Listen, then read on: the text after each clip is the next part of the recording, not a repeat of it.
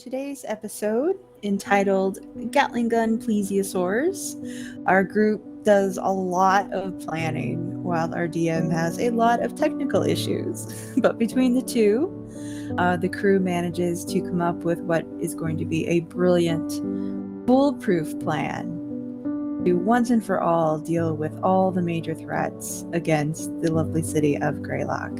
As the heroes of Greylock contemplate their next move, the best way to achieve that, and whether or not what they're doing are actual war crimes. We hope you enjoy.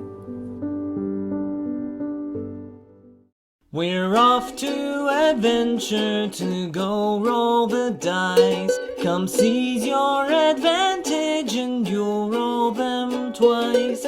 Even if we lose our way, we'll make a journey someday. Something awaits you, so anchors away. Who knows what role you'll play? Who knows what role you'll play?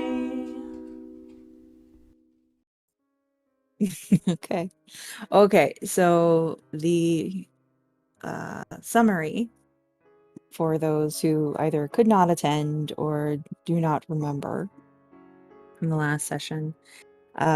You all had two, I don't want to use the term captive, so we'll just say we'll just say non we'll say non-awake participants hauled back to Castle Carrot. One was Kat, who was rescued and brought back to Castle Carrot for her protection, quote unquote. And the other was the unconscious mage that you guys knocked unconscious early on in the fight with Pyre Knights. It's involuntary rescue. Yeah, it's involuntary unconscious rescue. Kat, as we left, was still unconscious, as far as you know, left in a care of die. And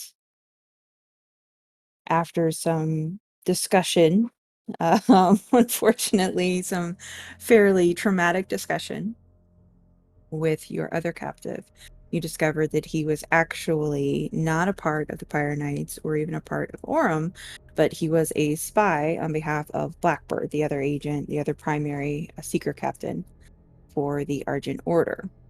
His mind was fairly fractured, and he had clearly been through some shit. So the best you got out of him was that he was trying to track the doctor. Yes. Yes. There was discussion about how far the interrogation should go, but this gent was already pretty far gone. It was his job to track the doctor and find out additional information about his activities and whereabouts and report back to Blackbird. But in typical spy fashion, he never spoke to Blackbird directly and instead used a series of dead drops. So he gave you his information and he told you how he would deliver it. So the team decided to go ahead and do that in an attempt to contact Blackbird for perhaps some additional help or firepower, who knows. So y'all did that, and by the end of the trail, it ended at a bakery, and there was some grand attempt to get inside. Lily and Xylund were invisible, turned invisible. Xylund while in bird form, so he's an invisible bird. Lily I is think I just was a invisible. gray owl, an invisible gray owl, but still. An invisible gray owl. Okay. Just so you can picture it. Yes, picture the invisible gray owl. Lily. Or was I a raven? Was I an invisible gray raven? Oh yeah, I think you did go raven because it was thematically appropriate. Okay, yeah, I'm a raven. So Lily had a critical fail trying to sneak into the back of the bakery, threw flour everywhere, and kind of exposed herself before leaving.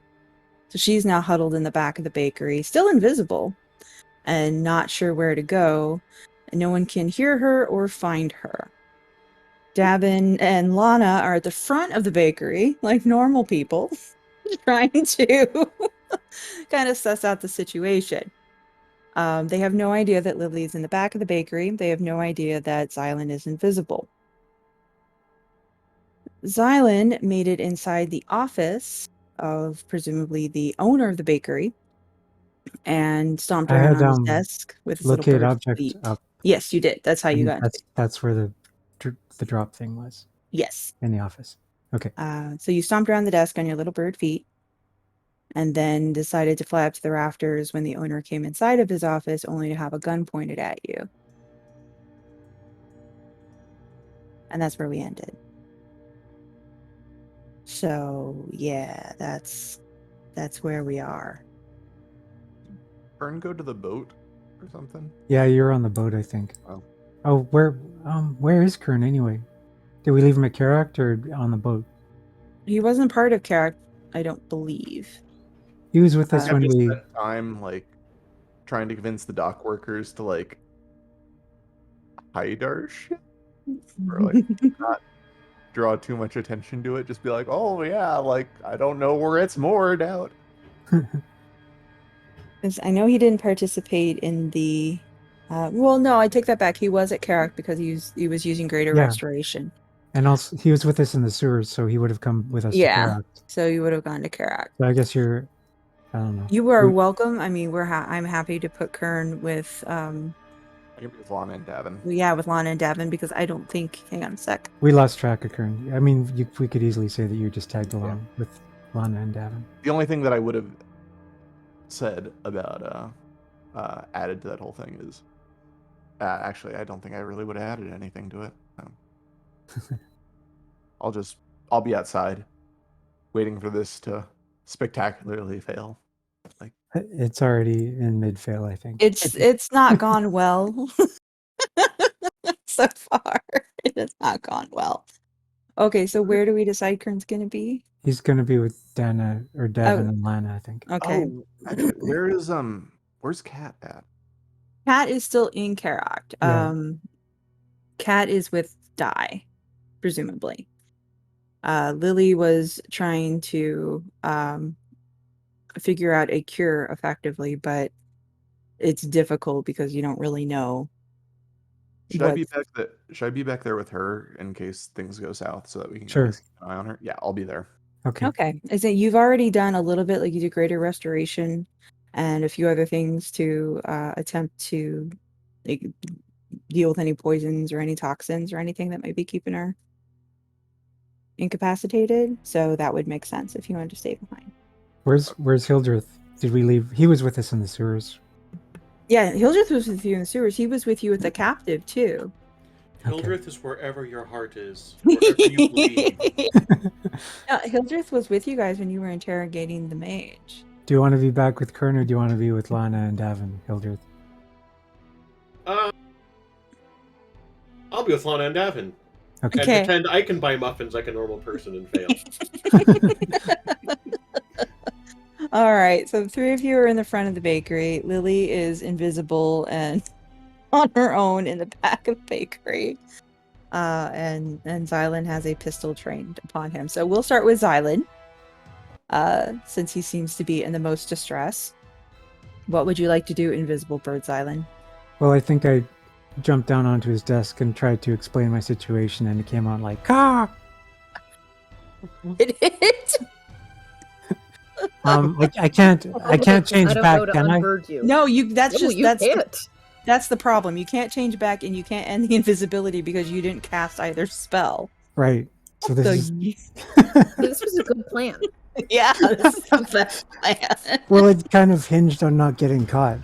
Yeah, that didn't work so well. So you are stuck in bird form, and you are stuck being invisible until those spells end. So I have a tiny bird brain, so I don't even know how to write, do I? No, you have a bird brain. So yeah, writing is not really a thing. Your grasp of the situation is only so big. Yeah. Is there an ink pot crows are smart. on the desk somewhere? Yes, of course. Okay, I'm gonna do my best anyway. I'm gonna tip over the ink pot and put my my bird feet in it and try to explain by means of bird footprints across his papers what the fucking situation is.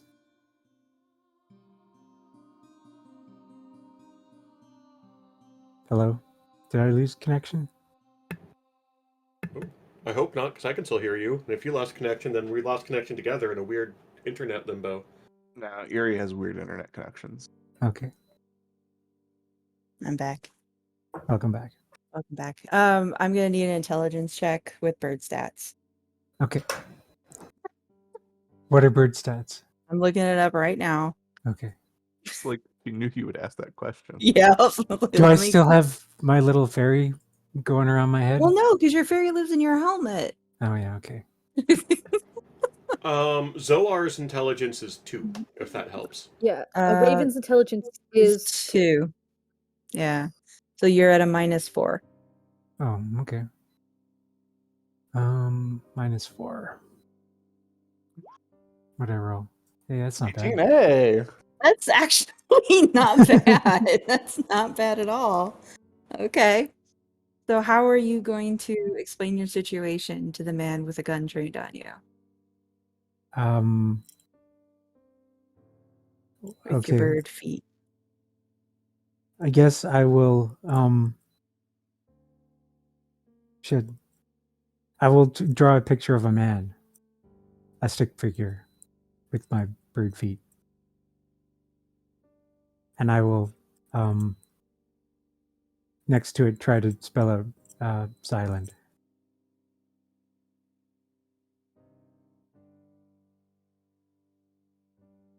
Xylund does have a lot of sharp angles. I think we lost Erie again. Hello, Erie.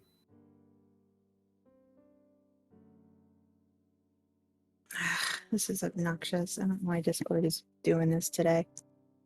I'm not sure birds are literate.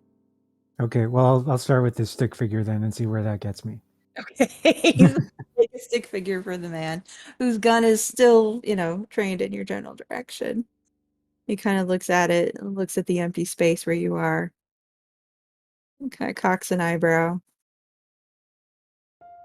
The actual situation is too complicated to explain, so I'm gonna next try to draw a picture of an evil witch who cursed me to be an invisible bird. And that is less complicated? Well, I'm gonna start with the evil witch and then see where that gets wow. Okay. I like the way you think. It's brilliant. All right, roll performance. That's same -4. What the hell? I love this. Oh my gosh. Okay. So it's a 3-year-old's approximation of a witch. Very angular. I want to make it so she's pointing her wand at the man. Okay. So you think this looks brilliant. Like in your little bird brain, this is a masterpiece. It's the Sistine Chapel levels. And clearly this man must be getting the entire story that you're putting in front of him because of the brilliance of your portrait. While he's sort of craning his neck to the side, see exactly what it is that you're doing. Yeah, Okay. I don't think he's getting it. Okay, well then, now I've got an idea. I'll get more ink on my feet and I'll go back to my stick figure man and I'll draw an arrow from him and then I'll draw a bird. So the arrow's pointing to the bird. And I'll make little whooshy lines to show that there's a transformation happening. These little ink footprints keep appearing all over this man's desk as you create your little art tour de force here, with your little whooshy lines and everything, putting all of your birdie brain into making this beautiful image for him. And after you have completed this masterpiece, he kind of grunts, gets off to the side. Because I figured that as much. So why don't you take your normal form and we can talk like gentlemen? I will emphatically peck the witch who cursed me. I don't think he's getting the full sweep of the story I've created here. All right. After your emphatic pecking, he reaches out to actually grab you with his free hand. Well, I think I would prefer it if he didn't do that. I'm gonna dodge. Yeah. Okay. I was gonna say you can go ahead and we'll just roll an opposed grapple on that. What? So you get +2. Oh, +2. Okay. Yeah. Oh, so 11. I will roll his. Yeah, he's gonna win that one. So he kind of grasps you around the middle. Not hard. It doesn't hurt, but firmly enough. Like, he seems to be fairly competent in handling birds at the very least.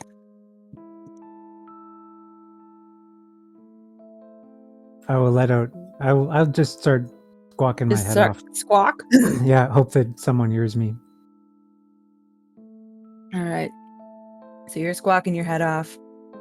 Gentleman puts his gun down on the desk. Says, "You can holler all you want, little one."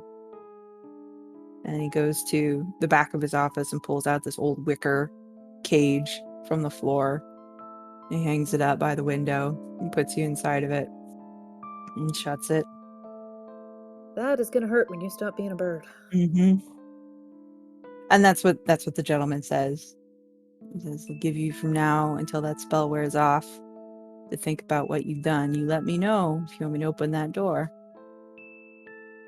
I'll just keep squawking. Okay, he's so silent and squawking. He puts his gun back in his drawer and he leaves the room. So we can cut to the front of the bakery now with the assembled friends.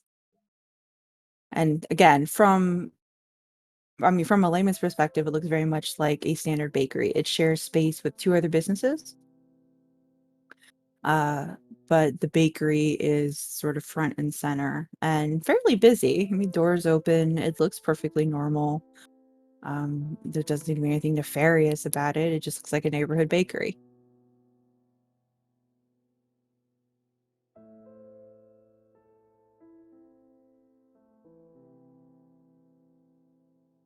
I'm sure Xylund is having long and very important negotiations that he would hate to be interrupted in. You guys are just gonna stay outside? No, probably. These muffins are really delicious. They are. Now, this is also one of the bakeries that does the donut versions of you. Voodoo donuts? Kinda. Hashtag not a corporate plug, I promise. I mean, they're not the best. Like, they're not the best likenesses, but they're passing attempts. So it's a little weird to see kind of your little faces, quote unquote, in the case. But yeah, everyone inside is very friendly. And you're able to just purchase baked goods and everything seems to be fine. If you would like, I can give you a perception check to hear the desperate squawks of Xylund as he's in his cage.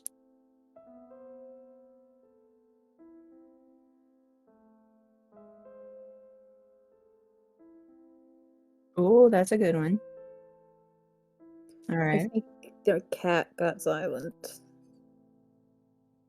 You can hear some squawking behind the counter, kind of off to one side. It's not super quiet in here, so it's difficult to pinpoint precisely where he is, but the panic squawking of a raven is definitely noticeable.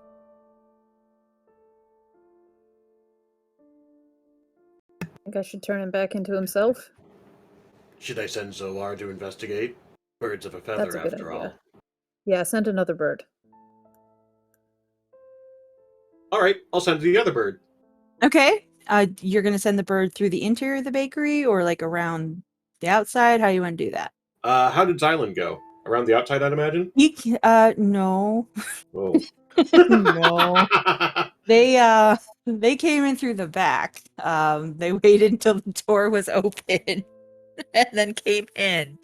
And then yeah.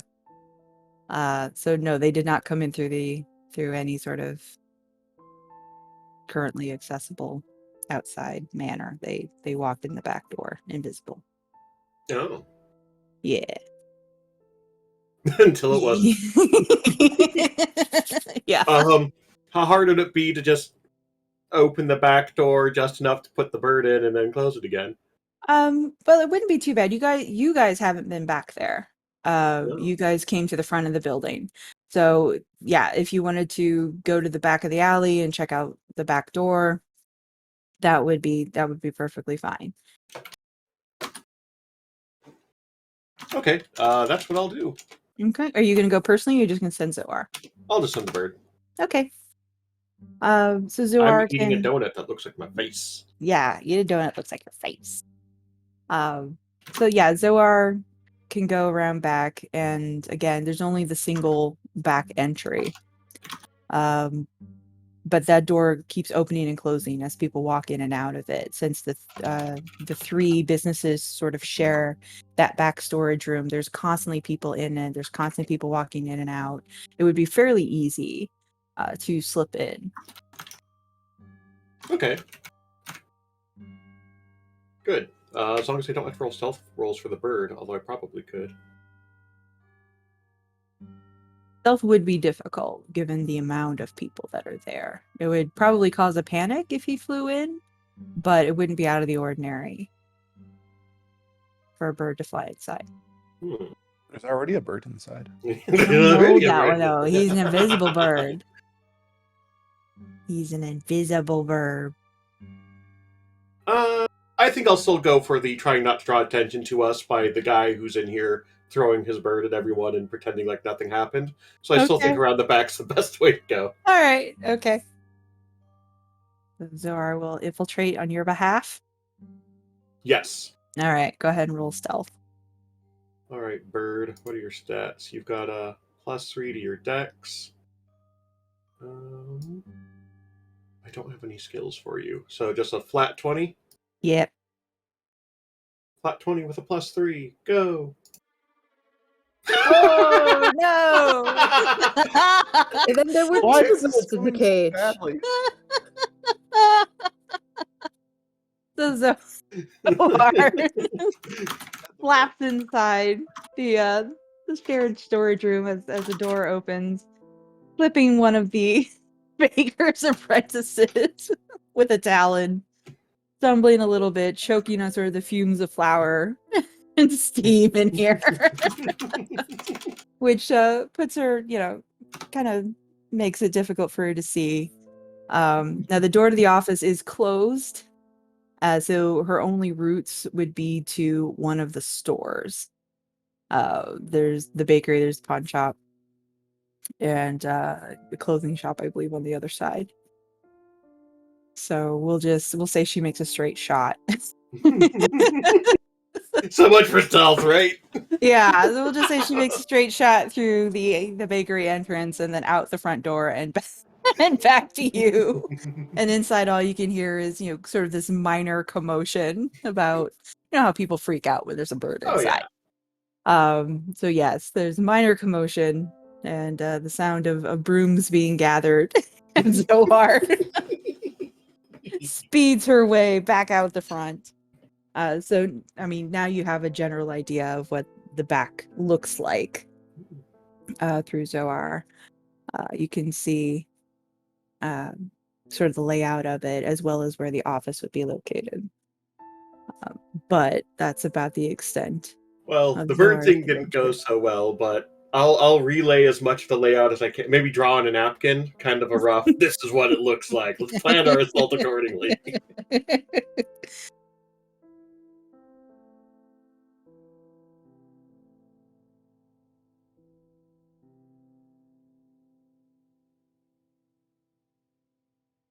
It's got a bird ward around it. Yeah, apparently, all birds are cursed here. Did you guys hear that? The sound of my own voice? People screaming. Oh, Inside the bakery? Maybe it's just me. I'm sure the bird's fine.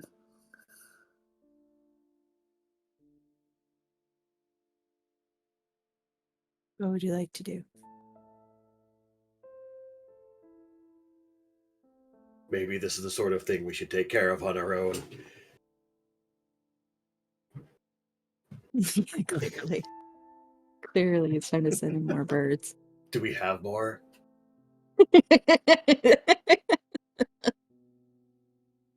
Only in the event of unburdening Xylund. Maybe we should just walk in.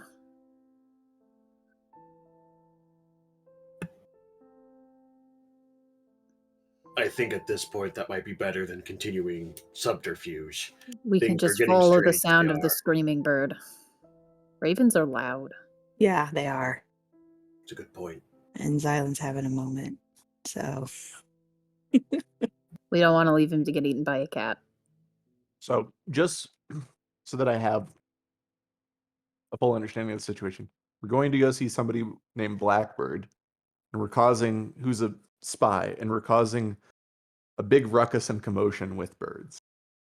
Correct. Okay. All right. He's definitely going to want to work with us. Absolutely.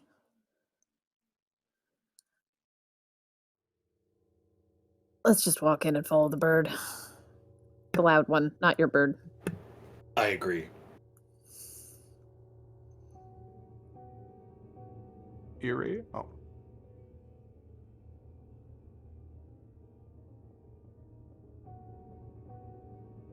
back.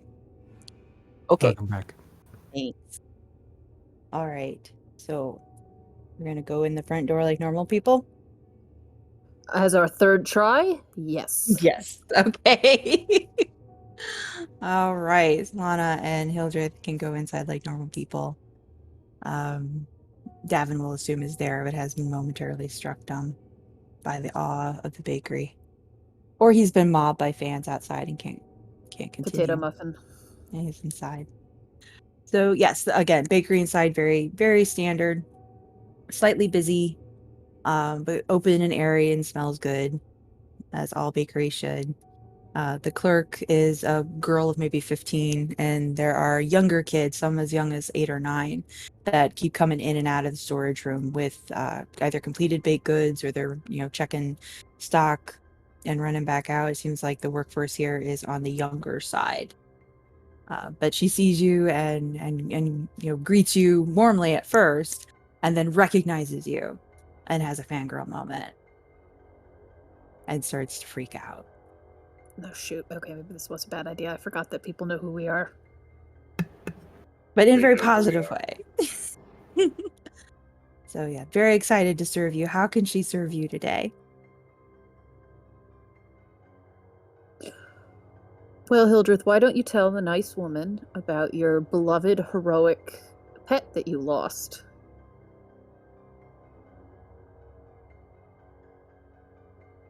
And how extremely helpful it would be if she could help us find your beloved pets that you lost because you were lost them.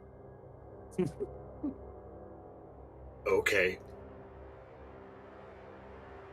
Hildreth will approach the girl. Look at her dead on with his creepy ass eye.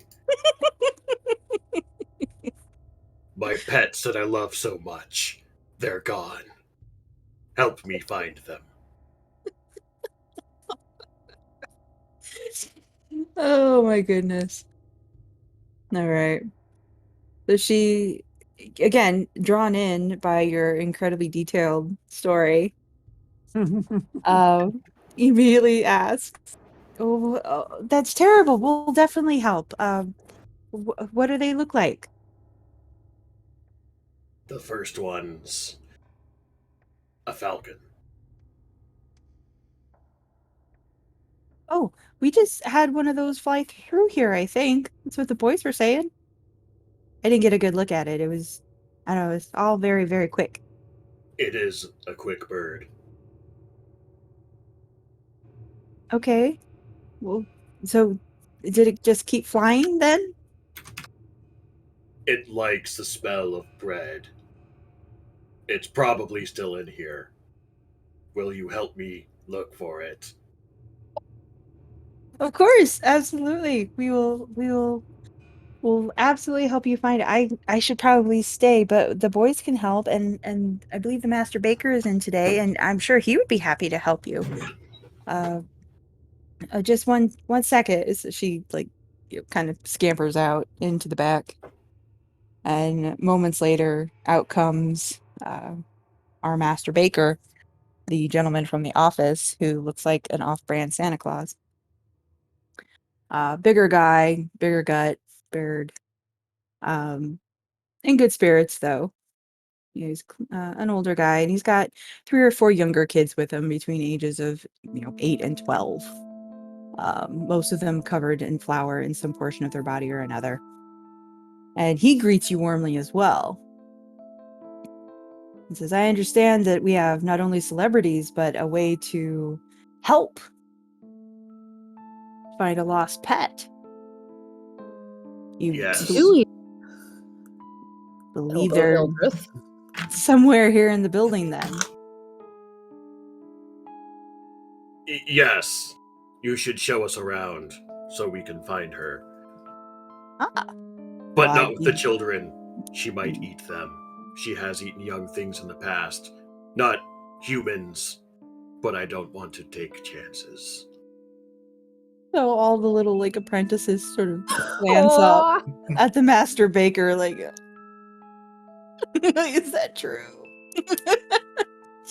He kind of laughs for a second. Well, I'd be happy to take you on a tour. Lost pet or no, having you here is a great honor, actually. I never imagined that the heroes of Greylock would come to our humble shop. Go on, boys. Go back to what you were doing. I will take the masters around. Don't worry about it. So they kind of scamper off.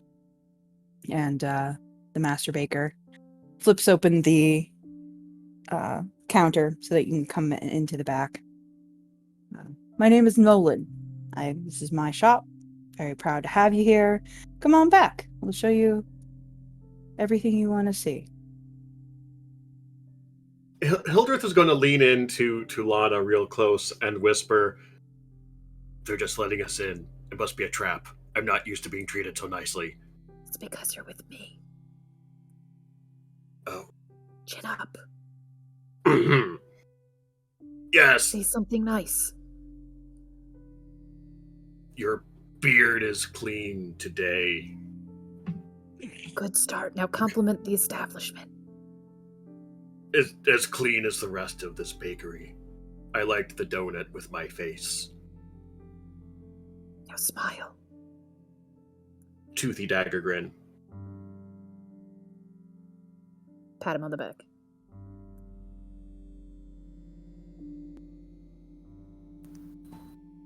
You there?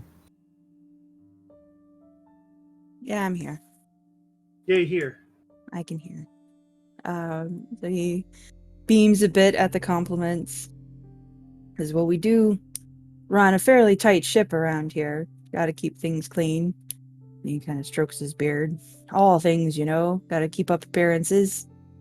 And he walks you to the back sort of central storage room that Zohar saw. We do share the space, times are tight and you do what you can, but neighbors are good enough. Let us have the majority of this area where we keep all our ingredients. So he's pointing at all of his stuff. There's flour, there's this, there's that. And he walks you to a room on the far left. This is where we get the work done. And indeed, there are multiple brick ovens that put out an insane amount of heat for such a small room. The kids that are working there are just sweating to death. They have to keep leaving and coming back in and leaving and coming back in. But they do decent work. And as he goes in to show you the area, he does take a few moments to critique here and there in a very friendly kind of way. It's not a harsh taskmaster sort of a thing as much as it is an apprenticeship. Just pointing out small mistakes. But everyone in the bakery is jazzed to see you too. Like, but it's a much quieter, odd sort of thing. It's not a fangirl reaction. It's a, little boy just saw Spider-Man in person kind of thing. Like he doesn't really want to say anything or like reach out, but there's clearly a recognition going on. So they continue about their work, and Nolan walks you through and points out the doors to the tailor and the doors to the pawnbroker. But you don't want to go there. He kind of laughs. I'm gonna Do stay we hear here. the sound of Xylund screaming in any particular direction? Not the direction is everywhere except where Nolan is taking you. See. He's not in the storage room, he's not in the bakery, he's not as far as you can tell, he's not in any of the other shops. The only other door in this entire establishment is the one that leads to Nolan's office, and he taps it as you walk by it on your way to the actual bakery portion. It's on the opposite side, the right-hand side. He just taps on the glass. This is my office, and then he just keeps on walking. And we can hear the bird, Xylund bird from in there? I'm thrashing around in there too, like making the cage swing. Lana certainly can. If you want to roll a perception check. Hildreth, I think I hear your beloved pet that you love so much. Yeah, it's not subtle, and the wall, again, this isn't the fancy part of town, so the walls aren't particularly thick to begin with. So yeah, you can definitely hear Xylund is in that office whenever you get close to the door.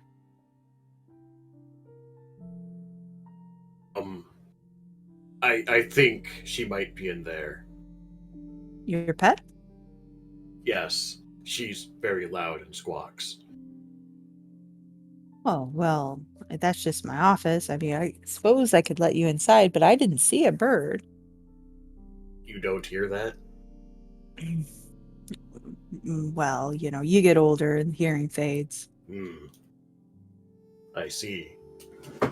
But if you're keen to go in there, I am keen to let you in. Who am I to deny the heroes of Greylock anything? He kind of laughs and opens the office door. And so you see this little kind of cluttered office filled with boxes of paperwork all over the desk. And in the back by the window, there is a busted up wicker cage where you see absolutely nothing. But you hear a raven going apeshit. Is your bird being invisible again, Hildreth? It happens from time to time. Silly bird. I need to stop giving her whiskey.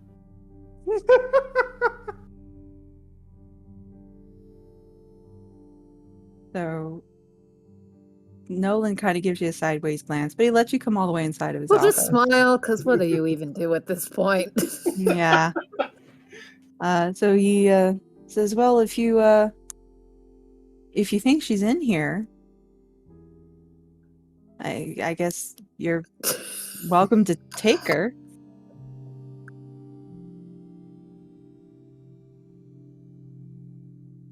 He's kind of watching you closely to see what you do. I mean, we'll take our invisible bird back. Okay. The jig is up. The jig has been up. Right. As you go to the cage, Nolan quietly shuts the door with all three of you inside the office, and you hear the soft click of the lock. Well, I'm afraid I can't just let you walk away. I mean, I figured. I'm afraid I'm going to have to ask for a really good explanation. If she pooped on anything, we'll pay for the damages. She'll pay for it. She'll pay for it. I'm going to retrieve Xylund from the cage while this happens. Okay. Okay. Just as like a priority. Just in case, yeah. As soon as the doors open, I'm gonna fly out and go back up into the rafters and fucking sidle over and poop on this guy's head. I would like to clarify that I am going to turn Xylund back into Xylund, and I don't know that he's up in the rafters. Okay. Or pooping. This could backfire stupendously, Kevin. Because, you won't have your pants down. So you might want to rethink the pooping part. Well, I'm gonna we'll see how far along I get before I turn back. Okay, into all right. I'll tell you, person. we'll roll dex. That's what we'll do. We'll roll dex. Just d20 plus your dex, and whoever rolls highest goes first. I don't D20 plus think you my. want to win this one. He does. I want to He poop on his does. head Do you want first. to get turned back into you mid shit? Apparently. Oh no! He's willing to risk it. Lana. I The tried. heroes of Greylock, The everybody. plan was always just to turn it back into him. Hey! I think he stays invisible though, because I didn't cast that. Yeah. He stays invisible. Is this technically an attack? Wait, so is my shit invisible too? Will he just my god! feel the shit without being able to see it? There's a lot you- of logistics I wasn't considering when this Yeah, happened. I don't think your shit would be invisible because it's just you. So you make it to the rafters and full on bird shit on this gentleman's balding head. And as soon as you have done the deed, Lana removes her spell, leaving you A, up in the rafters above this man's head, B, squatting position with your pants half down. Do I have to make a balance check? I'm gonna say yeah, because that's not a great position to be in, and you're in a total, like, your center of gravity will shift completely. So please make a dexterity save, or a dexterity check, excuse We me. are all adults. Apparently. Apparently, we're all adults. Uh-oh. That's not fantastic. And unfortunately not high enough to keep yourself from falling backward out of your pooping position, landing squarely on the floor. Of course, you are still invisible, so nobody can see you land. Or just this big heavy thump Yeah, as just an this emergent thump. hits a guy. And from the far side of the desk on the floor, you just see this little poof of papers as Xylund lands on the floor. I think we owe you an explanation. I'm going to engage in some very light damage mitigation. Yes, as Master Baker Nolan goes up to wipe the top of his head. We'll at least just clear that away. Gaslight him. He doesn't have to know that happened. Oh, What are you my talking about? lord. He totally didn't shit on you. That would be ridiculous. We, heroes of Greylock, would never do something like this.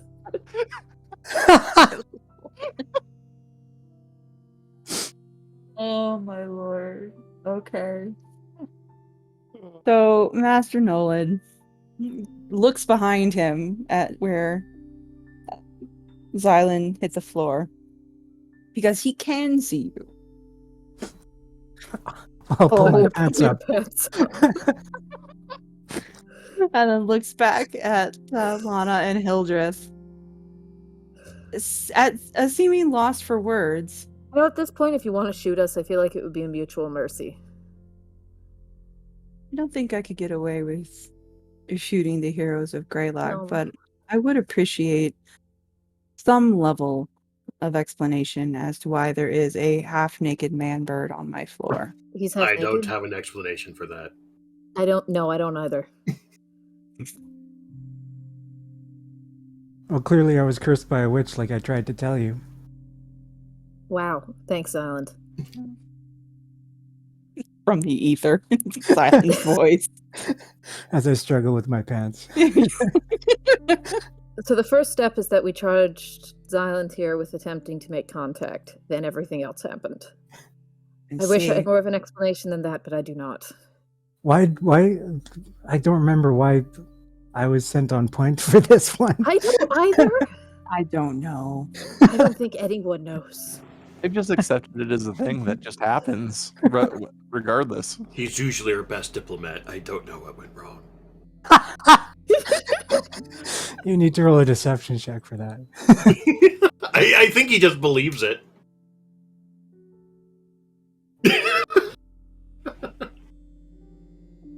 Why does Hildreth have 15 in deception? Yeah, that's That's crazy. not Hildreth, that's me. Oh. Oh, my 2 in deception went a long way, though. Hey.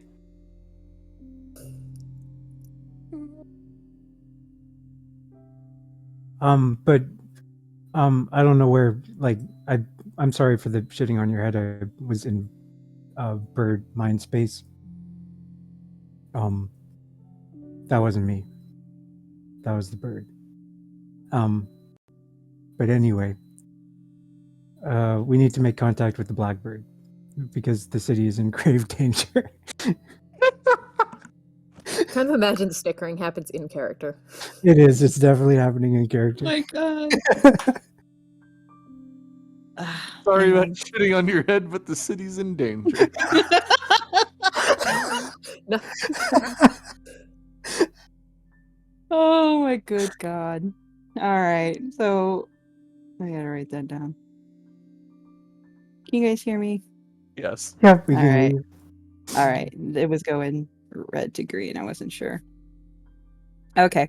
So Master Nolan looks to the space where Xylund is on the far side of the desk, and then back to Lana and Hildreth on the other side of the desk. And it says, okay, how can I help you? Out of character, did we establish how he could help us? We know that the dead drop message that the wizard guy told us to drop In here. got carried to this guy. Yeah. So we assume he's linking the chain to the blackbird. He is the black. Or he could be the blackbird. Are you the blackbird? I'll ask. He just shakes his head. Is Stanley the blackbird? It comes a big snort to the point where the man starts to cough. Stanley. That boy couldn't find his own ass with both hands in a map. That's what he wants you to think. He's a genius. An evil genius. Shakes his head some more. He unlocks the door. You hear the lock click back and goes to his chair. Kind of sits down heavily. I ask again. Now that we have sorted your pet problem, how is it that I can help you with your mission? Well, If we were to hypothetically mention that the entire town is at risk of having their water poisoned, would that be a concern to you? Of course that would be a concern to me. the danger is pretty immediate. And we need to find the butcher and deal with him. Do you know who the butcher is?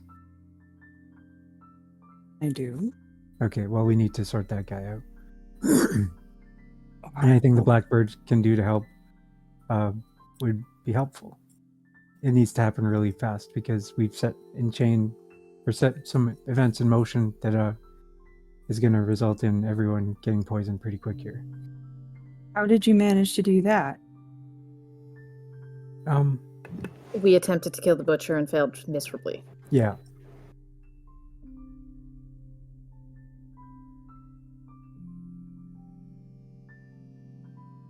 And we figure it's going to be tricky to infiltrate the Orem camp to find him. And yeah, so if you could help with that, or help us find him in the city, that'd be good.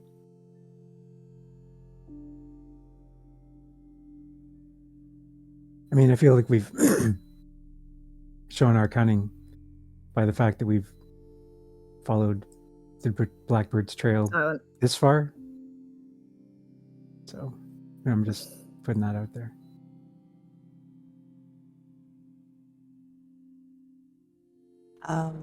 Yeah. So he clears his double face palm at the word cunning. Appropriate, really. Well, based on what I was trying to read when I was interrupted by pet politics, we do have some indication of where the butcher is. He's not in the city. He only comes into the city on rare occasions.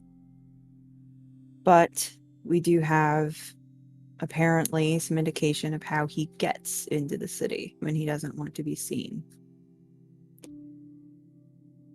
So I will send you to buy a horse.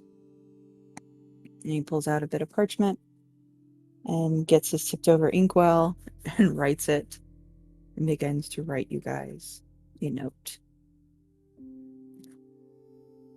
Take this to the stables mentioned here and buy a horse named Sprinkles. I have a horse. Named Snowfunks. Now you means- will have 2 horses. You need a second horse. I would hurry, though, if the world truly is, or the city is truly in as much danger as you think, as quickly as you think.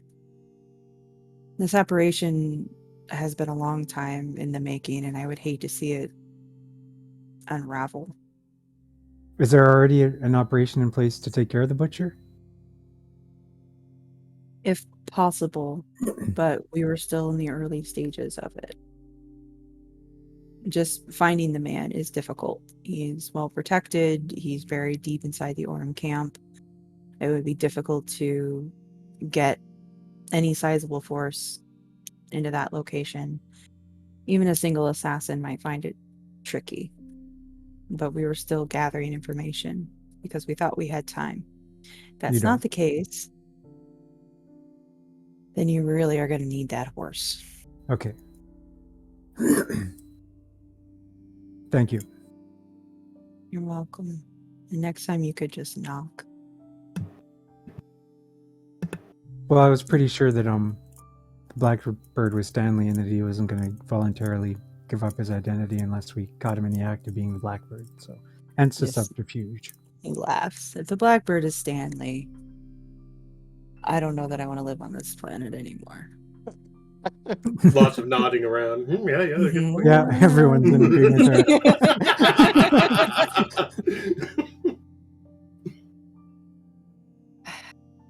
So yeah, he'll hand the paper to Lana since he can't see Xylund. Or he can't see Xylund, but I don't even know if Xylund's pants are up yet. He's probably having a hard time looking Xylund in the eye, honestly, right now. But yes, he'll hand the little scrap over with a really, kind of crude map. It leads you outside the city gates, which is actually where most of the stables are located. There's a lot of horse farms and things, a lot of farms and other sort of quote-unquote lower class establishments directly outside the city gates, and warehouses, things like that. So it would make sense for there to be a stable out that way. So yeah, it's outside the northern city gates. But he doesn't actually name it. He just sort of gives you an X marks the spot kind of thing. And then gets up, opens the door, and waits for you to wander back. He does say, though, it's been an honor serving the heroes of Greylock. After a fashion. What's your name so we can put in a good word for you with the higher ups with whom we are in constant contact? I don't think he needs that. I'm Master Nolan. Oh, okay. It has been a pleasure to meet you, although you're not exactly as I imagined. We get that a lot. He just nods. Oh no. Okay, Hildreth. It's okay. I understand technical difficulties. All right. So. Okay, I'm back. Okay. On the way out, Hildreth will give him 2 gold pieces, and he will actually take those. The best I can do about the mess. Sorry for my invisible, not bird. Sort of chuckles to himself. It'll be okay this time. He pockets the 2 gold. I am going to... Can I do a perception check to see if I notice? Yeah. Okay. Oh, I do not notice. Yeah, what were you trying to notice? You giving him gold. Oh. Try still trying to put your pants on. No, I was gonna take a cookie if I'd noticed I would have taken a cookie on the way out, but since I didn't notice. Oh, no, as soon as you guys get outside the office, because Nolan doesn't follow you outside the office. So as soon as you all get out, two of the like baker's apprentices, two of the little boys, come running up with food. They have this whole little basket, a little wicker sure. basket, which has also seen better days. It's half covered in flour and there's burnt bits on the bottom where it's probably sat too close to the oven.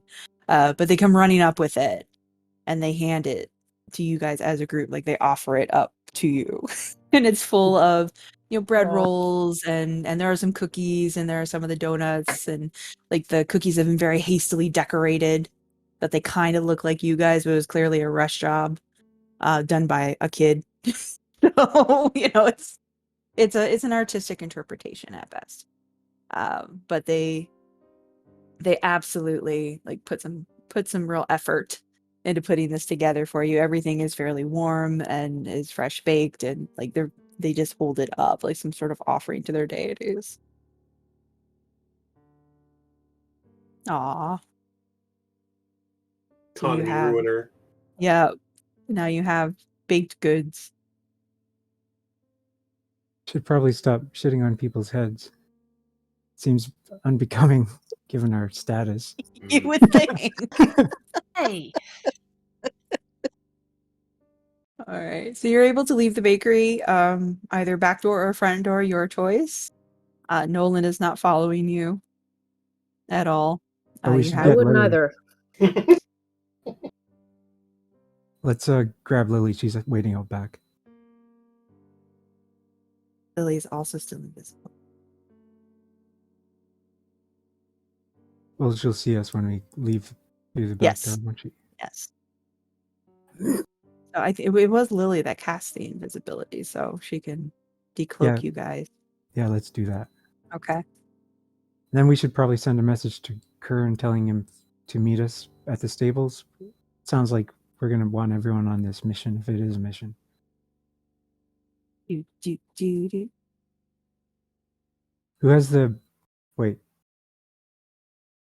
Who has the sending stones? I think Dia has one still, doesn't she? And Davin. And Davin? Okay. Well, we could get Davin to send a message to Dia to tell Kern to come meet us at the stables.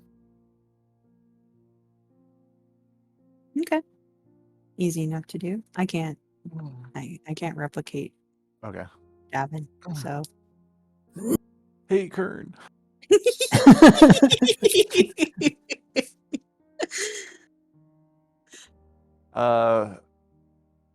During all that,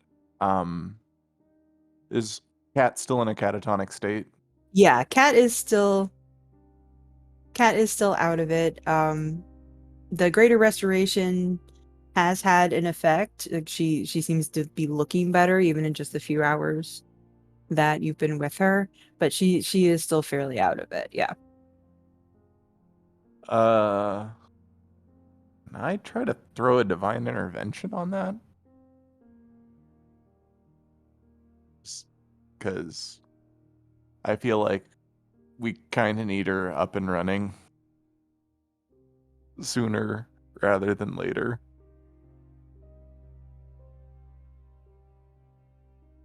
Eerie? I think she's gone again. No.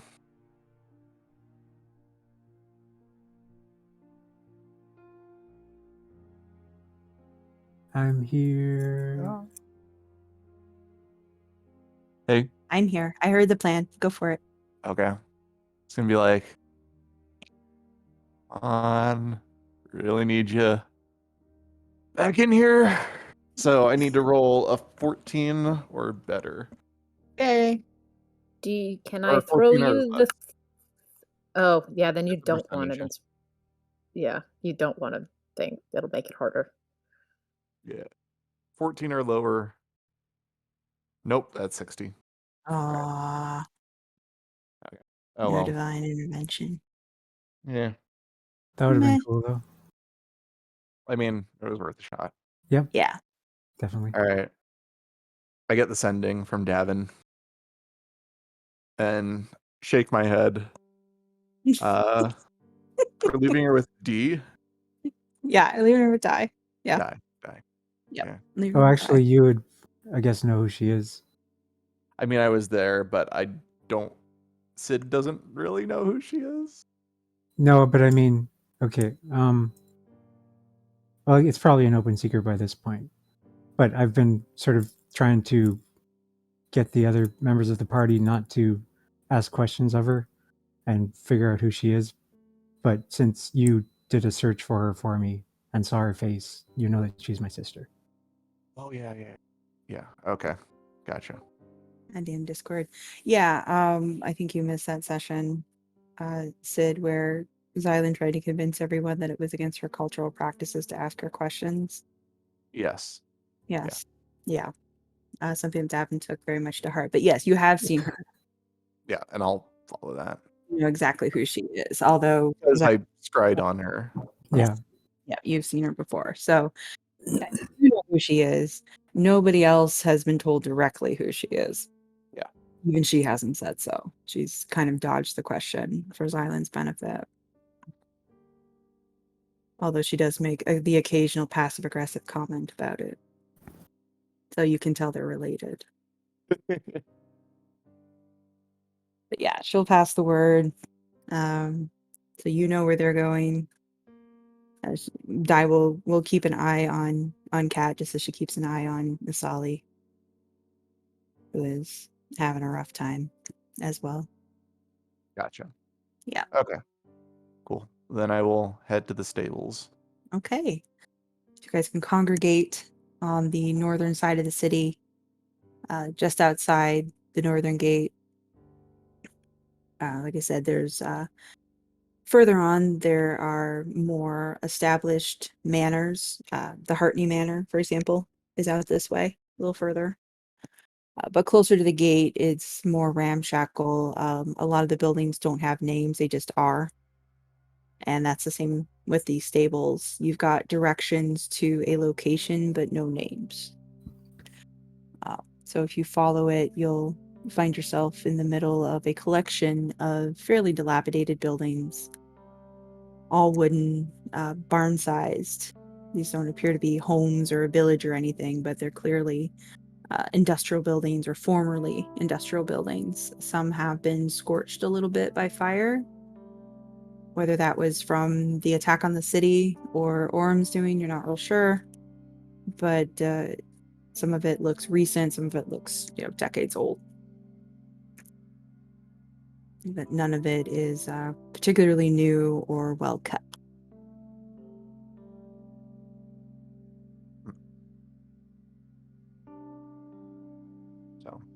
So, I guess who would like to lead? I guess I'll meet up with them before we go in. Okay. Just Who would like to lead the excursion inside? Well, my last turn taking point didn't work out ideally, so Well, you were invisible and a bird. I'll gesture for Kern to take the lead. Kern and or Lana, I will sort of. I can walk in. Okay. All right. Approaching the building, you see two fairly rough and tumble looking gentlemen outside. There's clearly folks inside. The lights are on. You can see it shining through the big spaces in the boards. You could hear people inside, sounding fairly jovial. The two gentlemen outside, like I said, they're kind of rough looking. They carry weapons, but these aren't soldiers. One has a pitchfork and the other has a fairly nasty looking truncheon. Just a big old club that he's got leaning up against the wall, and just some nails have been added to it. But they're wearing not much better clothes than your average, farmer or stable hand.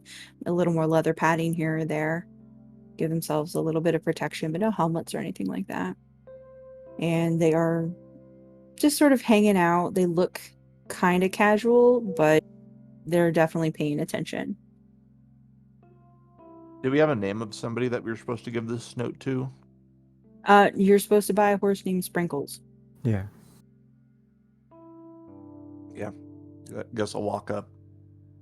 Be like, hey, how's it going? In the market to buy a horse. Do you know who we should talk to here? One of them, the guy with the pitchfork, kind of grunts. Horse?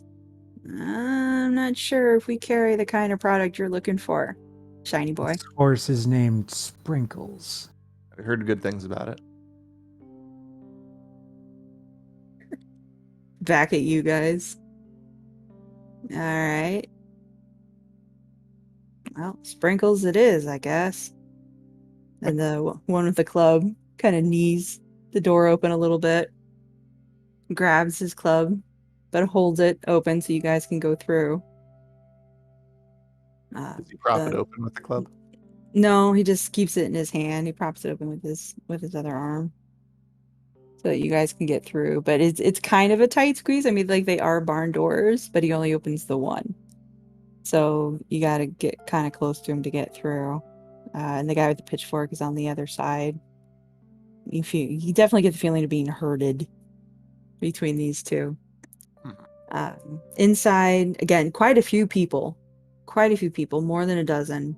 The barn itself has been turned into almost a speakeasy sort of feeling. There's lots of barrels overturned and made into tables and stools. A lot of the cow sheds and things have been ripped out. The actual stalls themselves have been ripped out to make room. The upstairs hayloft has been turned into some sort of sleeping quarters. You can see mattresses and blankets hanging off the edge. You can smell like hot plate coffee kind of stuff. This is generally a bare bones camp. But the people inside seem to be in decent spirits. There are 0 horses inside this barn, just a lot of dudes, and the vast majority of them are armed in some fashion. Some have legit swords and look like they might know how to use them, and others have more simple melee weapons. There's a lot of scars and missing teeth and broken noses in this crew. Well, thank you. Were we given any other instructions besides this? No, I think these are the No. operatives, the butcher assassins or whatever. Are you guys here to kill the butcher? Because that's why we're here. Wow. We're just up front now. So those that could hear you, which is pretty of them, kind of stop what they're doing, and there's various laughs and guffaws and violent coughing fits. And one of the guys speaks up, "Killing butchers? Why would you want to do that?"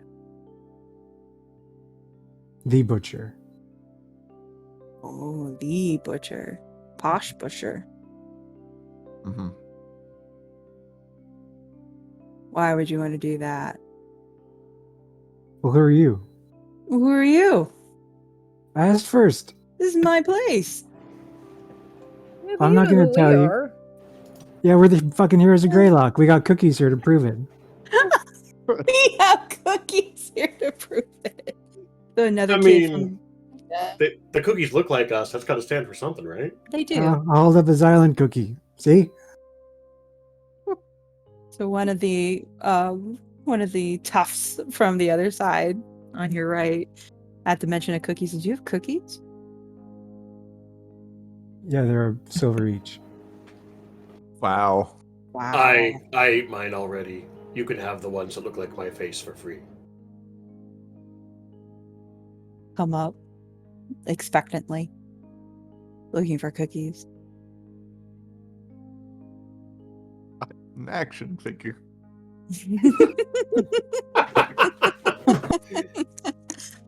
So the first guy to speak up kind of approaches you. He's one of the gents with the sword.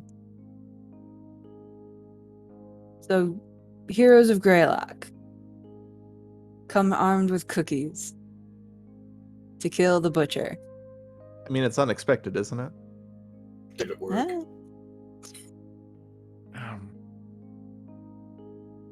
We just might have information that will probably accelerate your timetables on the urgency of killing him. Yeah, it has to happen now. Yeah. That's the information. Yeah. That's the information. Oh. He kind of looks you up and down. I don't think we can help you boys. And lady. Why not? Well, I don't know who you are. You say you are. We just told you. Look at the cookies. Uh-huh. Would we really go to the trouble of having cookies of our face commissioned? Have you never seen these cookies before? They're all over the place. What about the puppet shows? Puppet shows. Do you just live here? Like, do you not go out into the wider world? Are you saying there's something wrong with my home? I think we get along pretty well, don't you boys? And there's a general chorus of murmured "fuck yes" going on back there. If we were, in fact, who we say we are, would you be able to help us or at least point us in the right direction? I don't know what direction you gents need to go, other than back out that door. Towards the butcher, so we can kill him. Before he kills you, assuming you, like, drink water. Yeah, he's gonna poison the water. He kind of looks at his comrades. How did you find this place? Did you just get lost? Nolan sent us. What he means to say is we're the heroes and we have our ways. Yeah. That too. Nolan was impressed with our cunning and thought you could be of aid in our cause. I don't know a Nolan. No, a master baker. What'd you call me? You knew this was gonna come up. I hear you knew this. I held my tongue because I was like, you know what? I'm not gonna push this. I'm gonna take the high road for once in this game. No. That'll learn you. Turn around and throw it in my face.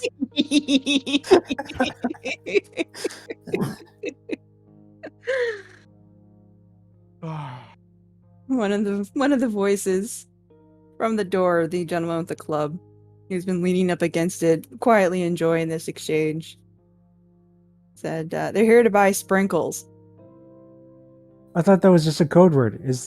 That was just to get us in. Yeah, but It's I an mean, but actual yeah, horse. sure. Let's buy the sprinkles then. That's why we're here. Seriously, so Okay. you guys aren't. Okay, never mind. Forget everything I just said. It's all classified information. Just Okay. I have oh, God, I don't have modify memories, do I? I do, but it doesn't hit a group. Yeah, see, there's a lot of dudes in here. I could kill so- them all. You could. I'm mean, not saying they're I'm all going to. armed, but you could.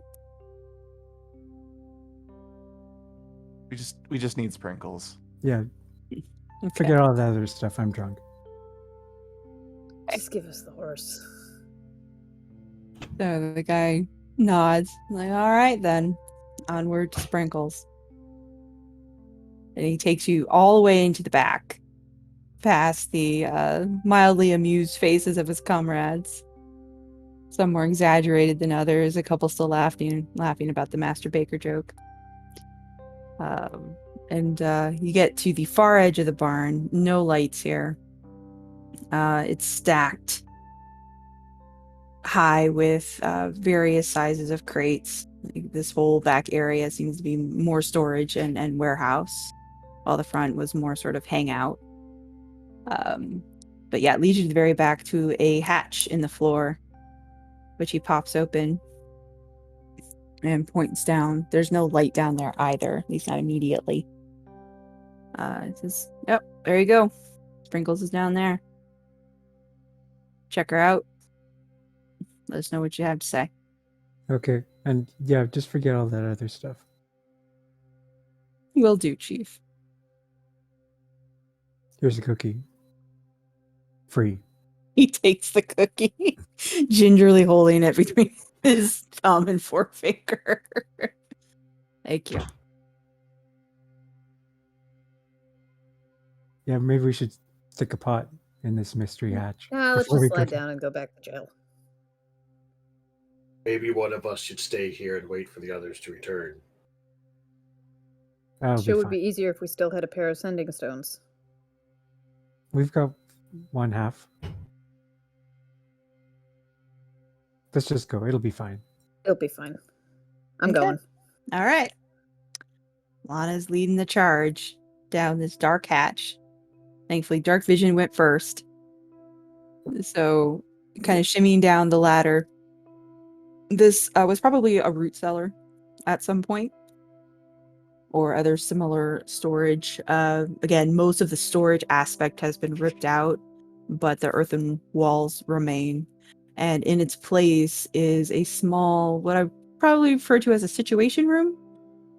Lots of documents pinned to built-ins on the wall, multiple tables that have been set up sort of war game style with, kind of miniatures and definitely some planning going on down here. There is one person, she looks to be maybe 12, who is manning the war tables. She doesn't play with any of the figures. She is scribbling notes from one set of books to another set of books. Whether she is writing them anew or decoding, or you're not real sure. But she is deeply engrossed in her work. The only light in this entire area is her lantern. So Team Human won't actually be able to see until they sort of step into the larger room, but you're good, Lana.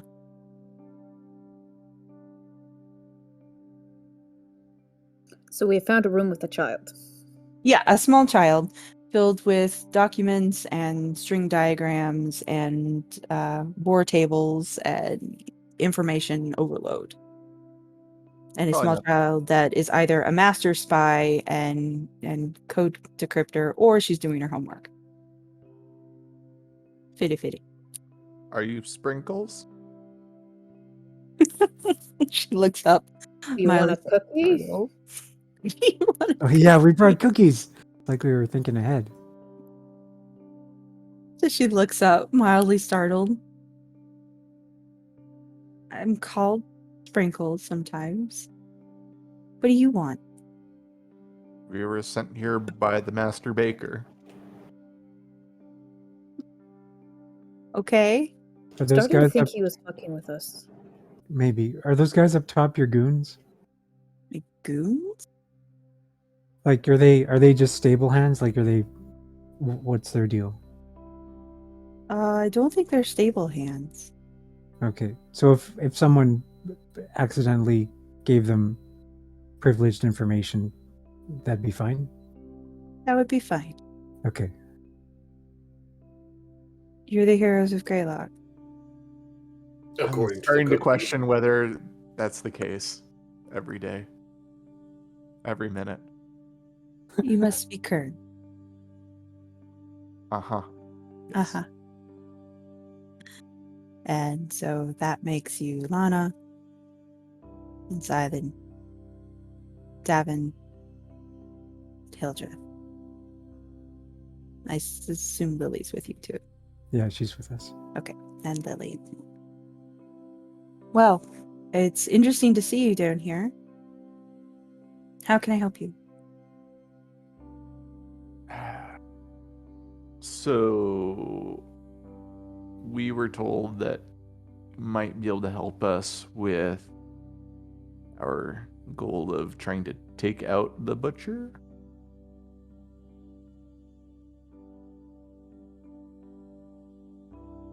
Gary? I think he died again. You shocked Sprinkles so much she can't say anything. You son of a bitch.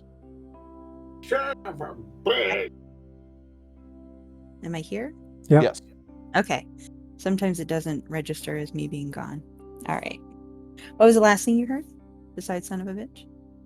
No, nothing. I said you might be able to help us, and then it was silence. Ah.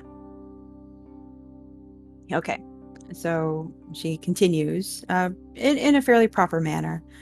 We've attempted to assassinate the butcher 3 times with no success. Well, I had a fourth to that because we also had an unsuccessful assassination attempt. He is difficult. Very difficult. However, we were able to rescue Commander. What's her last name? Just we rescued Cat and Cat. Captain the affair. Leah Perry. Well, that is problematic.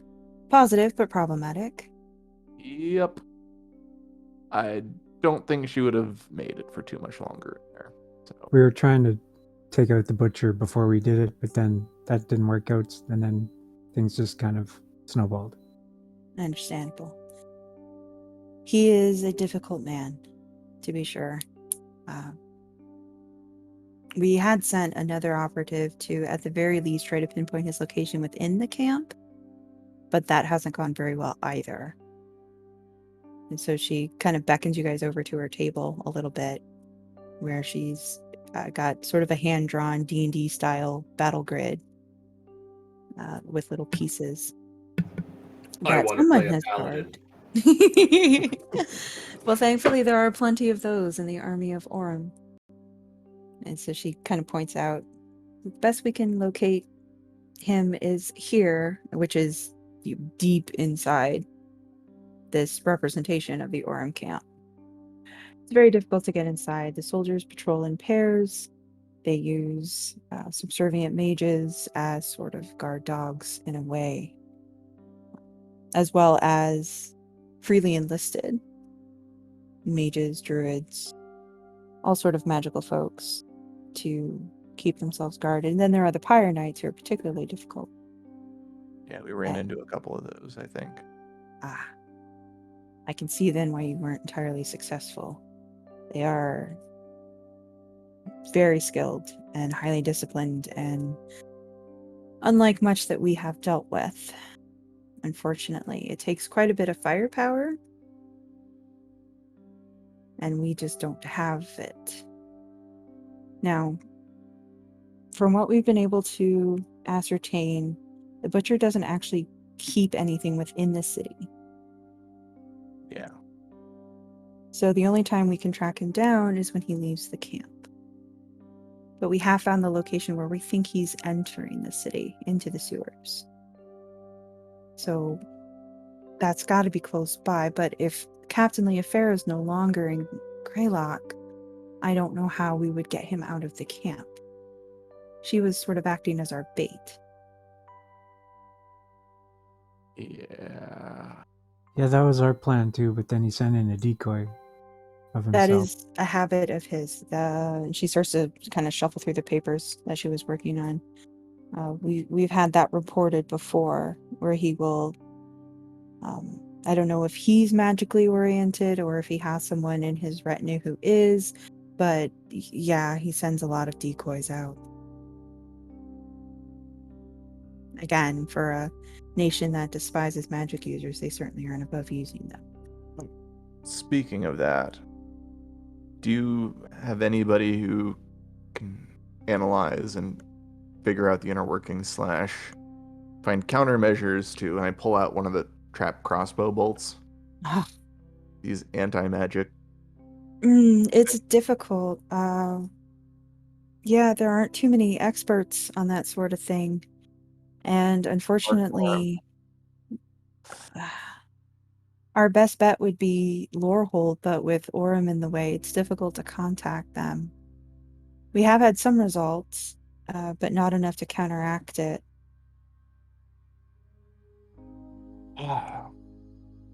It's, yeah, it is difficult. as I mentioned.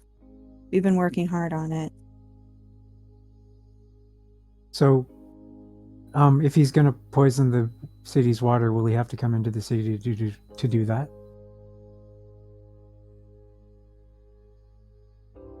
I think you dropped out, Eerie.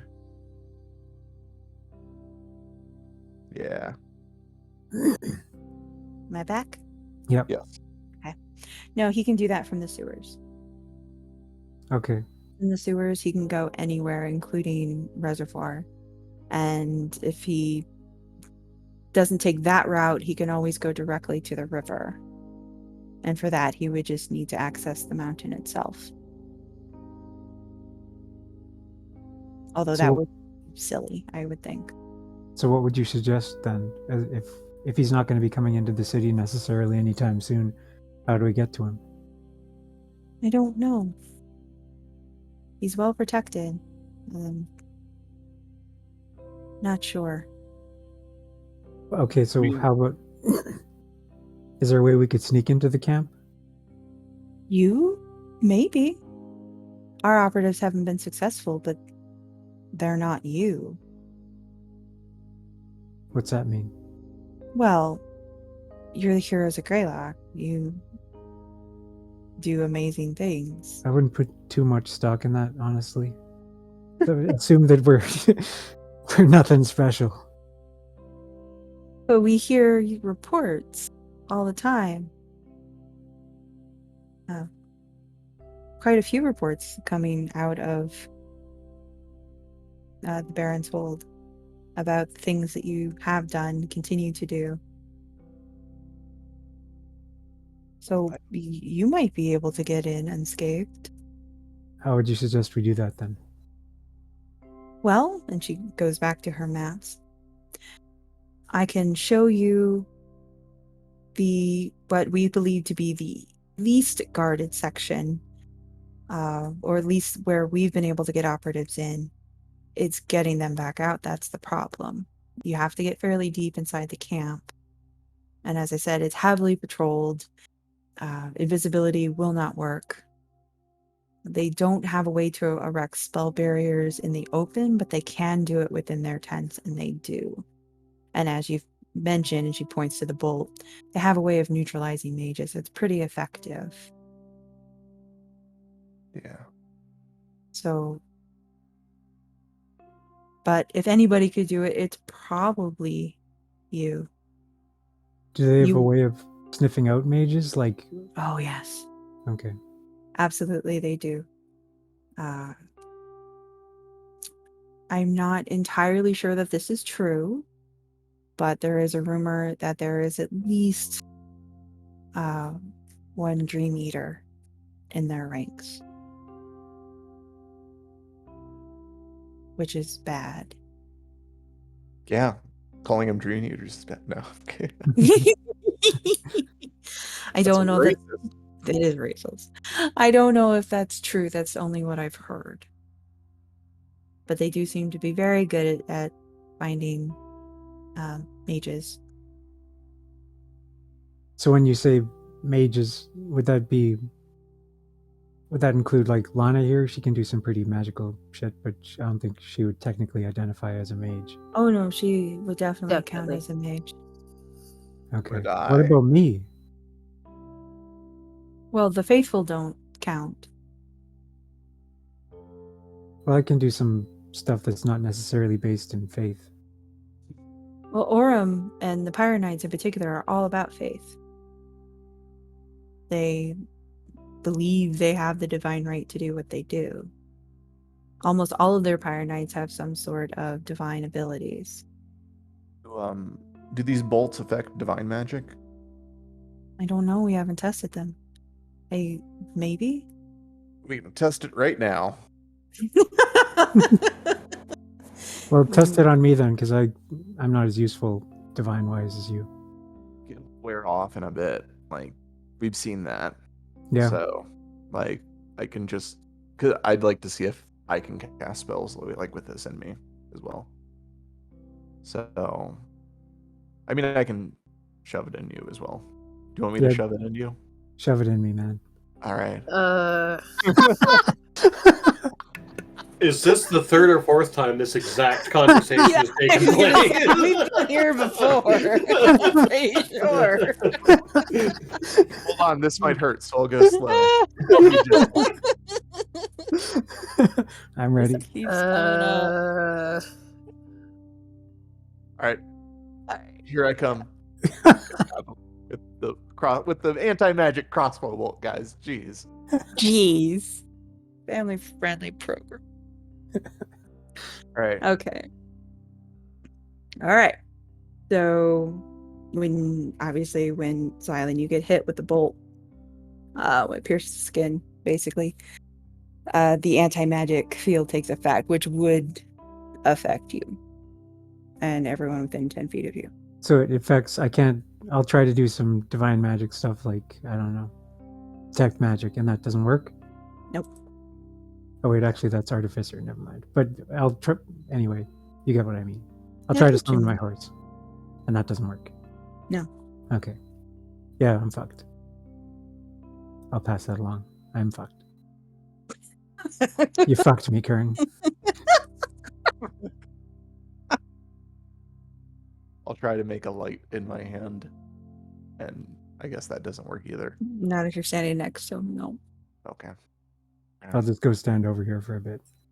Sorry, I thought you wanted me to fuck you. Mixed signals. I did, but now I've reconsidered. I'm full of regret. Aww. I'll be right back. Okay. Doing the walk of shame now. I wonder if this has like some sort of tie with Loreholt. Like, I don't know, because you know how nothing works with them, works in Loreholt, and that doesn't. Just God, I can't speak. It doesn't distinguish between arcane and divine magic. So Apparently maybe not.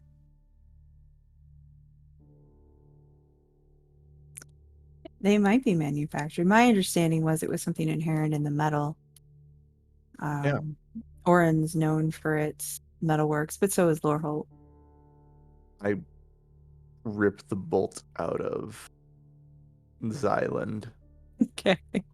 and then try doing the light thing again. No, Okay. it won't work. I throw the bolt across the room and then try the light thing again. Just trying to see. Right. I'm being scientific. Being scientific, no. If the bolt isn't near you, it'll work. Okay, so in combat, we can rip the bolts out of us, toss them, and then magic should be up and running if Ow. we get away from it, right?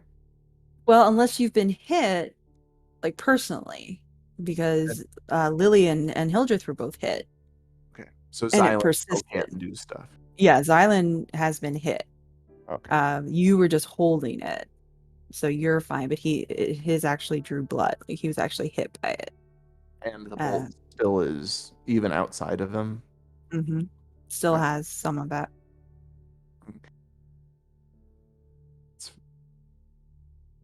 That's weird. I guess it excretes something into the blood. I don't know.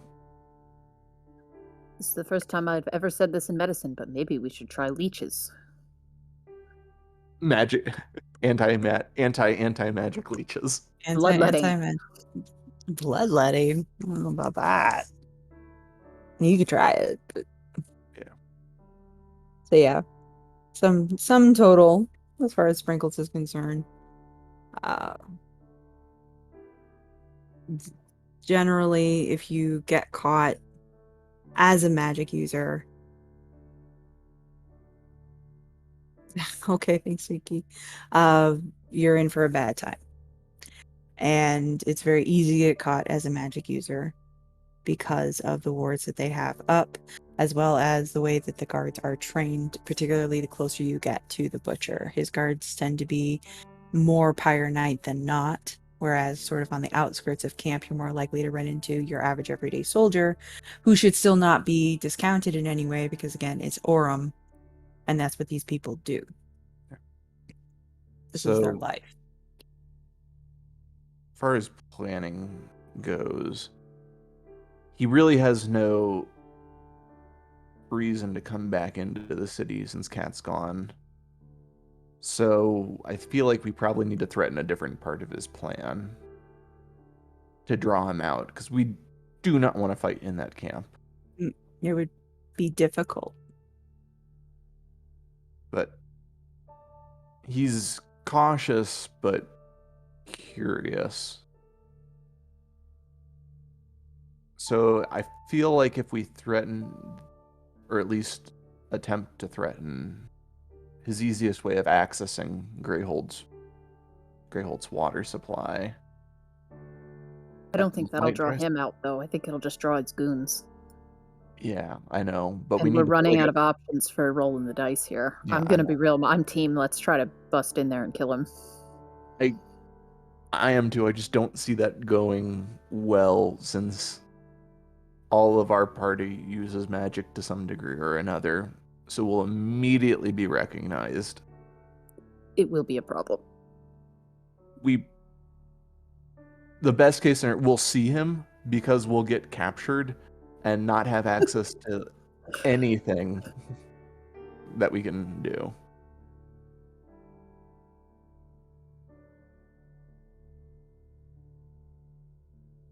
I don't know. Makes you Yeah. wish you could call meteors out of the air. I mean, that is an option. Yeah. How so? I cannot stress enough how much damage I could do if you just put me on a horse above the camp. That is another legitimate option. I'm not saying it's a good plan, but in a pinch, it is well within our capacity to fly a mile above the camp and drop an incredibly heavy and possibly explosive object. Like, we could do that right now. Yeah. I feel Yeah. like that would start an open war. and- Yeah. Yeah, I think anything we do is going to at this point, but I do agree. I'm just saying the meteors are on the table. I was mostly talking about the Nenemeth who allegedly did that. We can do the smaller, sadder version. We need to get Cat and Sally back.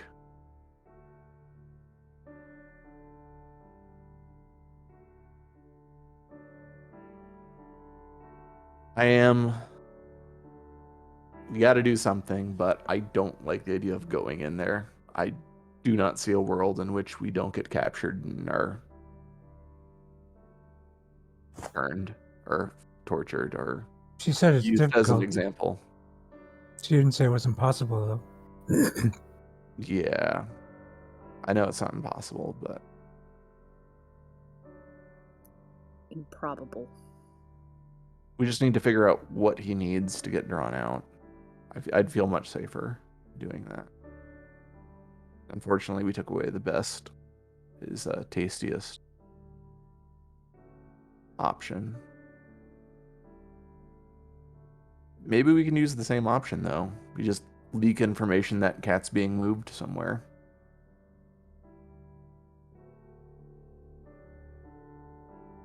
I don't feel like he'll be dumb enough to send himself. Or desperate enough. No. I think his next step is going to be to poison the water. Yeah. Regardless of what we do, we should probably get the churches involved in running like water purification stations. Or does that not work with this poison? We don't know. Organizing the churches is going to take time that we don't have, I don't think. Which is why we need to do it sooner rather than later. We need to get the ball rolling on that. You have a lot more faith in bureaucracy than I do. I have a I'm not reasonable amount saying of faith in our ability as the Heroes of Greylock to yell in a town square, hey, the water's poisoned, and people can find a way, at least in the short term.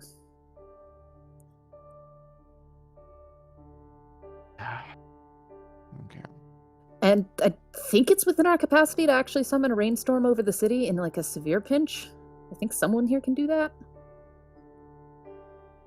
Yet. Annie could do it, I think. Storm Cleric? Not yet. Dang. I can conjure a firestorm above the city. Basically the I can same. think of a better place for you to do that. Well, it's not that. It's not a lot of an area. Oh. Are we still in Sprinkle's place? Yeah. Okay. Has anyone asked her if she's actually a kid or what her deal is? No. I'll place a bet. I'm gonna ask her what her deal is. Are you a kid? What's your deal? You there?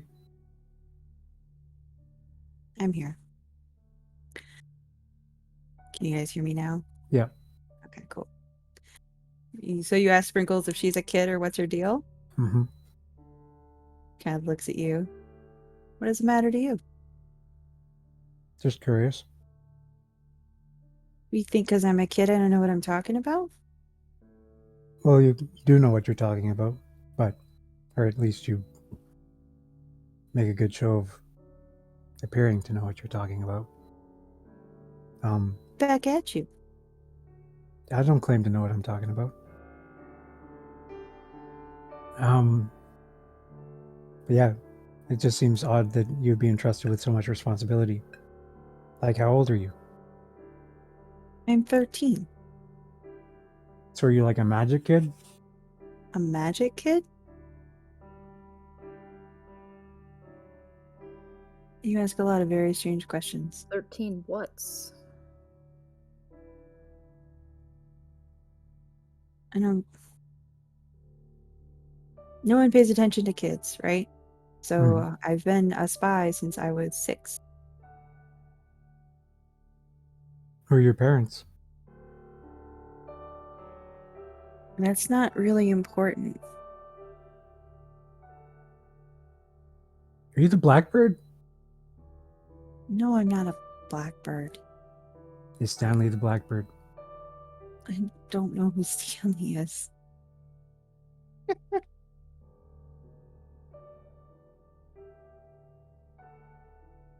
Why are you so interested? You ask a lot of questions for spies. I don't think we've ever claimed to be good spies. No. Mm. So, we're just over here debating what our best course of action would be. And so what do you think? Like, is there some way to draw the butcher out now that Cat's off the table? That's what we're trying to figure out. He probably won't come himself unless it's like too good of an opportunity to pass up. Also, who is giving him access to Cat? The churches, they're bad, man. Like, Rildis is fully in league with Orem now. Like, they're just, yeah. That's why I'm leery of getting the churches involved. I don't, like, out of game.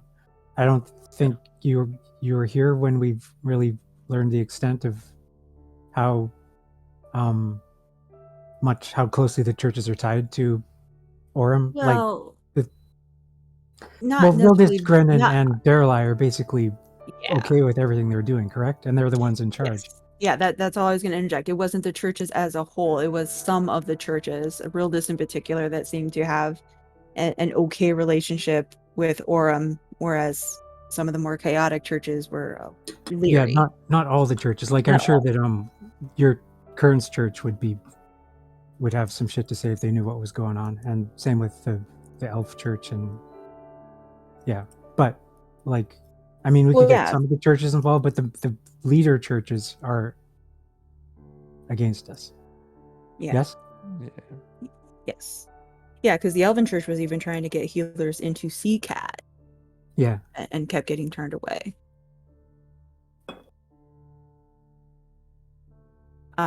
So yes, from Sprinkle's perspectives, it is the same. It is the same difficult decision. So yeah, she continues that they don't know much about the butcher. All they really know is that he is pretty fanatical in his scientific pursuits. So if he doesn't have cat as bait, it would have to be something. The only way he would leave is if it was something he had to deal with himself. Something only he had the expertise to deal with. That's why he was leaving initially, because only he could treat and experiment with cat. So whatever the bait would have to be something that either piqued his curiosity to the point where he couldn't resist, or it had to be something that only he felt that he could deal with. Well, since we're fucked with the churches anyways. Well, not How about we- necessarily. I just think it's more complicated than you do. I'm just thinking we could potentially use the same lines of communication that got Cat into that situation in the first place. Try to take out one of the heads of the churches, or at least control them into sending false information. Just be like, hey, we've got a Glamoured or something. Would you want to experiment on them? Offer a different piece of bait. Yeah. Fuck. I didn't I have some way of getting in touch with that Glamoured? Didn't he give me some? You do. Okay, what was that? Didn't he give me a thing or something, or did he? He how did. he He gave you a thing. give me a No, thing? but we need a way to lure him to there and leak the information that won't seem suspicious. Showing off a Glamoured would be one way to do that, though. Just like showing, like, in a public way. It's like, here is a Glamoured sort of deal. Yeah, Lana also has one in her backpack. Lana's got something in her backpack. You've got a. Oh yeah, you got it. What's his nuts? Harkle. Yeah. What's his nuts? Okay. No, I mean, like, that would draw his attention, right? Who wouldn't want to experiment on a Glamoured? And I kind of give a side-eyed look at Xylund. Well, that's yeah. I mean,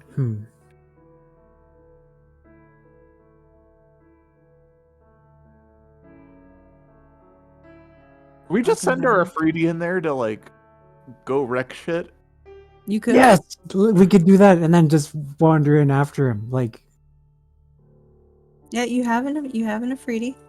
we have PD, options. Afridi. We could Yeah, we could PD create a Afridi. diversion and then just sidle in there. Yeah. I Sure don't think could. this is a good plan, but if we do go with this plan, I would love nothing more than to just take this entire bag of bullshit that I have and see how much trouble I could cause on one side of this camp. In character and out of character. Or Xylund, you can just, like, chuck huge boulders into camp for, like, no reason. Oh, I could do that. Yes. Just cause it so as much the chaos ballista in the back. ring, like, as possible.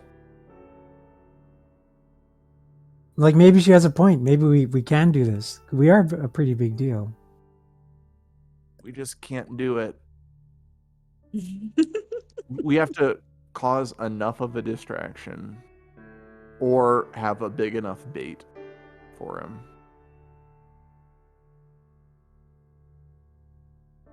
Oh. I'm just throwing stuff against the wall, trying to see what sticks. Sure. Wet oatmeal. Yes. Don't throw your cookies, though. They worked hard on those. Oh, Jog there my is memory, Erie. For no particular Yes. reason, I still have the Sphere of Annihilation in my inventory. Did You we hang do. on to that? Yes. Oh, jeez. Okay, I can Yes. use that. Yeah. I'd say if there's a time to use a Sphere of Annihilation, we might be coming upon it soon. Yeah. Yeah. You You know the thing lost where a you- lot of stuff, but that got saved. Okay, so you know that thing where you said we couldn't drop meteors down? It's not a meteor, but it is worse. But then they have access to that. The survivors do. So we gotta find out where his tent is and just drop this tactical nuke. I can throw it. Can you? Well, my aim might be off. That's the only problem. No, like, I don't think you can throw the sphere. Why not? I believe it moves with mind when you're not just carrying it. Also, you might lose your hand. Oh. Yeah. Well, we could encase it in something and I could throw that maybe. And hope someone's dumb enough to open it, or that it breaks from the other side. Yeah, encase it in something brittle so that it breaks when it hits the ground. I don't know. I don't know how spheres of annihilation work. Did he just give me his name, this Fae? Or this Glamored? Is that what I'm supposed to use to call on him? Fury? I don't think it's the bird coin. I've been carrying around this stupid bird coin forever. I don't know what a it man does. coin. I'm back. No, it's not the. Okay. That's from the puzzle. If you remember correctly, he actually like cut you. Oh, right. Did he tell me to speak into my hand or something? Not really. Okay, refresh my memory. What happened? Really tell you. He Pardon? just said that he didn't really say. He just said that Okay. you guys had a bond now, and that you could call on him if you wanted to. But he never gave you his name.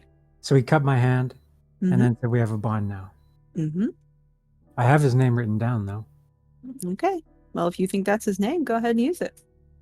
Oh, well, It's I never their don't name. know if I want to use it now. yeah. Okay. Once we have a plan. But yeah, you do technically have an in with a glamour. And then Lana is correct that you do have Tarkle as well, although Tarkle's never left the portrait before, No.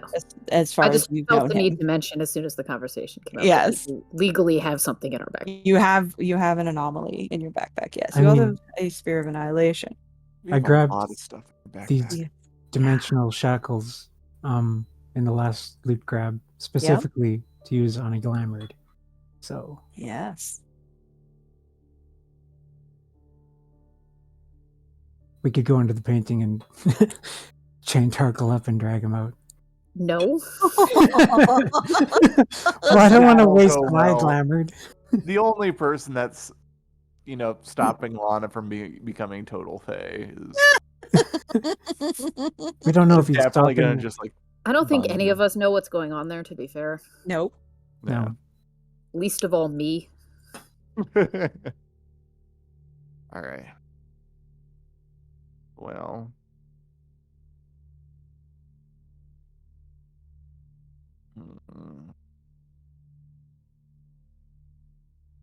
So, if we just bombard the camp with stuff,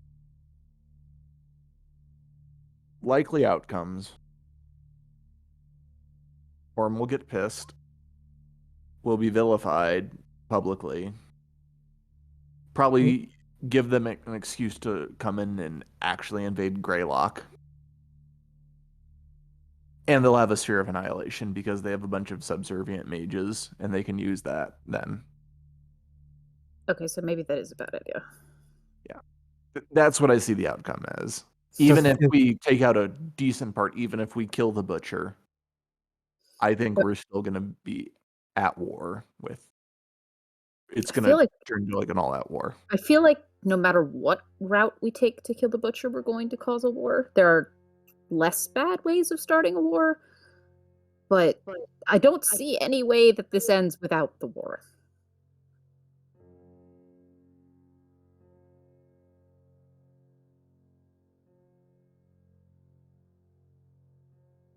I think we should probably try to get Kat better and run this by her if something can happen the next day or two. I don't think she's going to wake up in the next 2 days, and if she does, she's just going to be laughing at us for 24 straight hours. But we can try. You know what? You're right. You're right. Crap. So options for bait. We have Xylund attempt to summon his lover. But if I do that, then we... I have no idea. I'm curious as to I'm not against starting this war, but we should definitely let some people in power know that we're about to start a war. That's fair. There is still the time crunch issue. If we hit the war now, press start on the war right now, chances are they're going to have to rush the plan to poison the water supply. and we can be ready for that. Well, the thing is, like, we don't have to. We won't necessarily be starting a war. They won't. If we're cunning about it, they won't know it's us. So if the camp just gets attacked, Yeah. Have we ever They're been cunning totally in not- our entire lives? I feel like Orem is on the razor's edge right now of trying to find any excuse to invade Greylock. They don't need proof. I'm, in fact, surprised that they haven't necessarily faked an attack on themselves to justify coming in.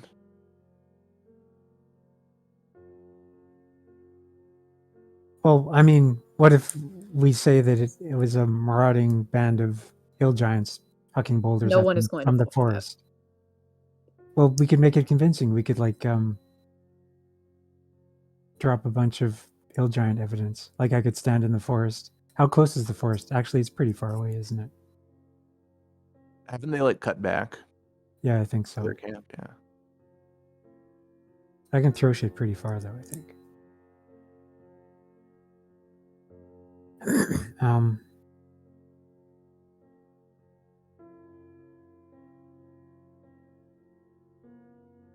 I wonder if there's some sort of gigantic favor we could do for what are those people who have the fuck you paralysis stuff? Oh, the elves. Yeah, They're in Lorehold. I know. But That's a ways away. they would be the best weapon against these people. I know. They're way too far out. But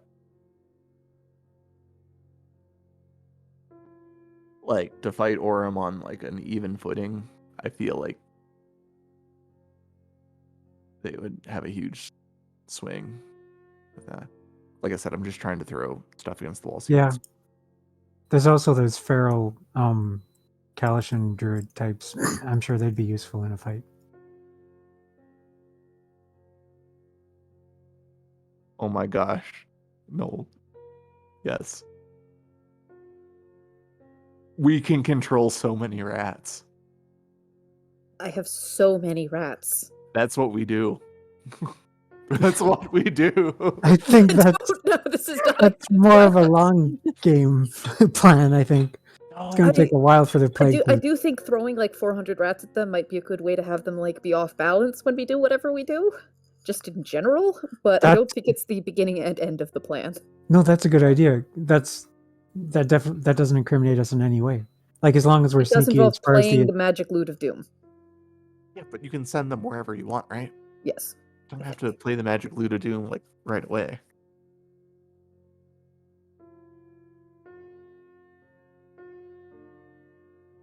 We need 10,000 fleas of your most deadly disease. This thing also works if no one can actually hear the sound. Legally, it works if you're silenced, I think. So, I mean, we can.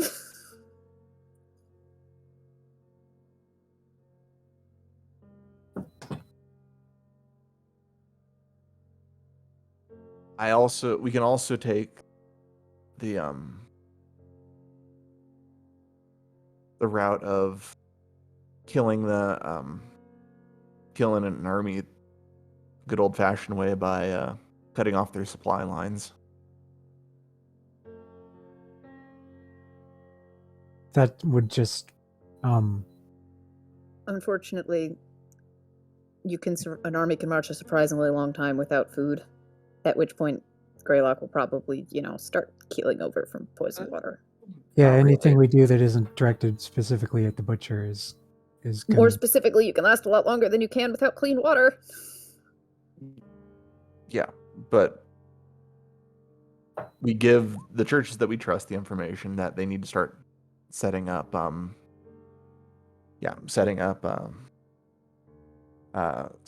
water purification things throughout the city. Actually, I think you might be onto something. We probably couldn't get in there to... We could bomb the shit out of all of their supplies. That'll make them have to move. Yeah, taking military tactics classes, that is the killer of armies, is killing their supply lines, And because they need to be especially something of that size, it needs at least, at the minimum, like weekly updates. Otherwise, it just starts killing it, eating itself. And you know that thing we talked about with, just summoning a Nefertiti and causing general bullshit? Like, we can, wherever they have stuff stockpiled, we can destroy that really fast. Can Dream Eaters communicate with each other over long distances? I know Dream Eater isn't the PC term, but I can't remember what the... Well, we could ask Kat if she bothered to wake up. Yeah, I know that's the thing. Because if there's one of them in there, and Cat can talk to him, that might give us some kind of edge. I can't imagine that he's on board with all the shit Orem does. Yeah. That would require waking up Cat, though. I'll ask Sprinkles if she has information on their supply lines. Oh, yeah. Extensive. That we do have. She goes over to the board with all the little strings on it. And underneath the massive strings is actually a map of the area. Quite a bit of it's coming from Loreholt. No big surprise there. They're not exactly known for their morals when it comes to making a buck. Those shipments are fairly regular. We have disrupted several major supply lines. Not all of them, but quite a few. And then the butcher's personal alchemical supplies. The hold was able to disrupt that for the most part. Not entirely, but we have slowed it down quite a bit. Yeah. That's what we were hoping would happen when we left to go get the ambassador. Yeah, we did eradicate quite a bit of that, just not entirely. So if you are of a mind to damage their stores, it would be a significant blow. We haven't been able to reach them because, as you might expect, they are in the center of the camp. So we've been trying to starve them out, but it's been a slow process.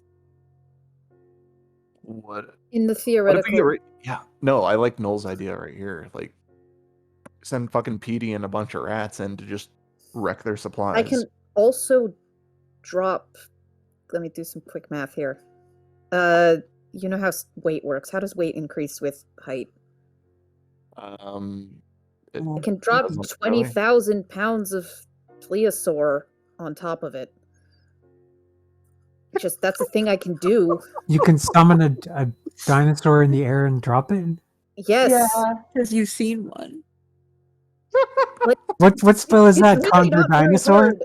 I bring it up as a rat, then I turn it into a plesiosaur, and then someone enlarges it on the way down. That's awesome. I was actually thinking what we need is like a giant weight to drop on them. I didn't know we could actually do that. A giant I've carnivorous. been able to do this for like the last 8 levels and have been waiting for an excuse. Billy and Davin can enlarge it multiple times too. Yeah. Up. And weight increases a lot when you do that. Let's fucking okay. Yes.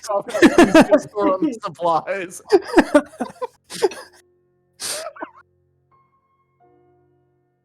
Oh my god. So just from the wording of the enlarge reduce spell, every time you cast it, their weight increases by 8. Yeah. So if you just cast it twice on a very, very heavy times. item. If they run out of supplies, though, like, aren't they going to immediately want to get to the nearest source of supplies, which is Greylock? Like, isn't that just going to be Well, like... yeah, but then they at least have to overextend out of their goddamn fortress of a camp. We're ready to fight right now. Otherwise, they would. So I think they're trying to maintain a veil of diplomacy. I think they could attack if they wanted to. That's not going to last. Either it ends on our terms or theirs. Yeah. I'd rather force it than have them have it start on their terms. I'm not sure it matters either way. They're going to win either way. Greylock just has to stall. They win by stalling.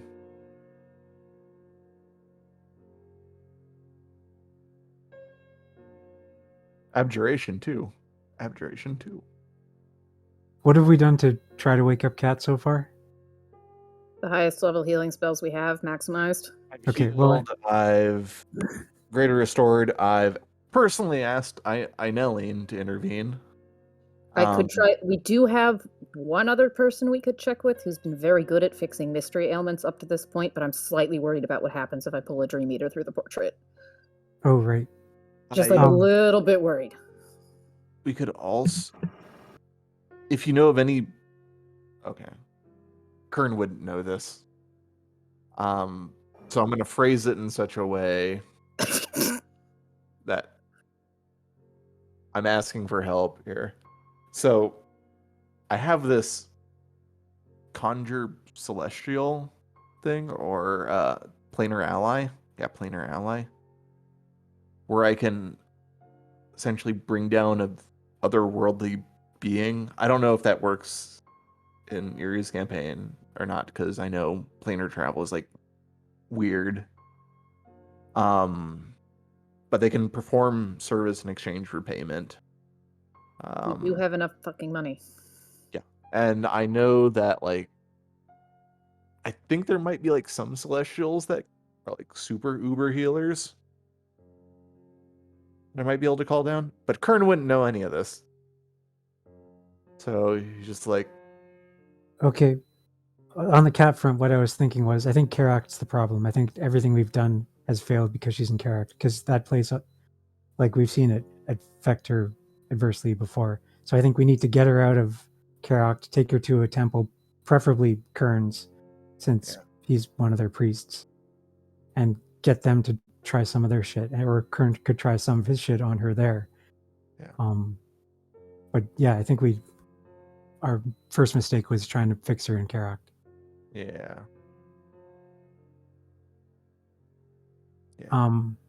You're right. I like this Plesiosaur idea. I really like I do. I do too, actually. You're welcome. I think that we should try to wake up Cat first, and then if that doesn't work, then we should start thinking about how, like, then all bets are off, basically. 400 rats and a Plesiosaur. Pretty much. that, and then we really need to hammer like cutting off the supplies. Yeah. I'm also going to get Skyride prepped up so that we can boil your water in the sky or whatever. Yeah, because once they start attacking, if they don't have supplies, like, it's only going to be a matter of time. Greylock just has to hold out. Can we drop 2 Plesiosaurs? Not at the same instant, but 6 seconds apart? Yeah, sure. 6 seconds apart. Yeah, 6 seconds apart. You need to maintain concentration on polymorph, and they need to maintain... you just bring up 2 rats, you drop... Okay, how long does it take a Plesiosaur to drop from the sky? That far apart. Well, okay. So I would suggest we drop 2. We drop 1 on... Like, we know where the butcher is in the camp, vaguely, don't we? We drop a Plesiosaur on him, and then follow it up immediately with 1 on their supplies. This is not technically the worst idea we've ever had. It's actually a great idea. It's actually genius. Yes.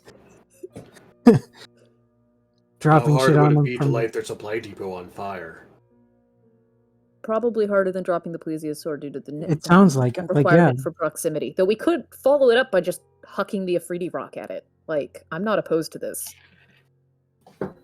What if we light the Plesiosaur on fire, then drop it? Then it'll probably revert back into being a rat. And that would be a problem. What is the terminal velocity for Tyrannosaurus Rex? That's a good question.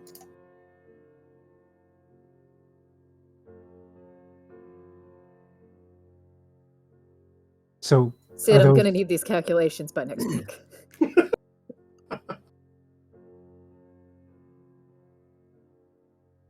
I need to show this. I need to share this. This is the most amazing picture that I think I've ever seen in my entire life. You found my self-portrait?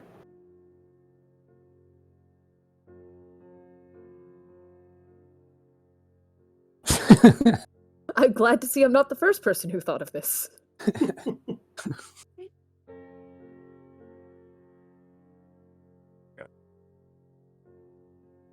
So it's about 64 times that. The mass is up 64 times. Eerie, are you there? Your mic's not working.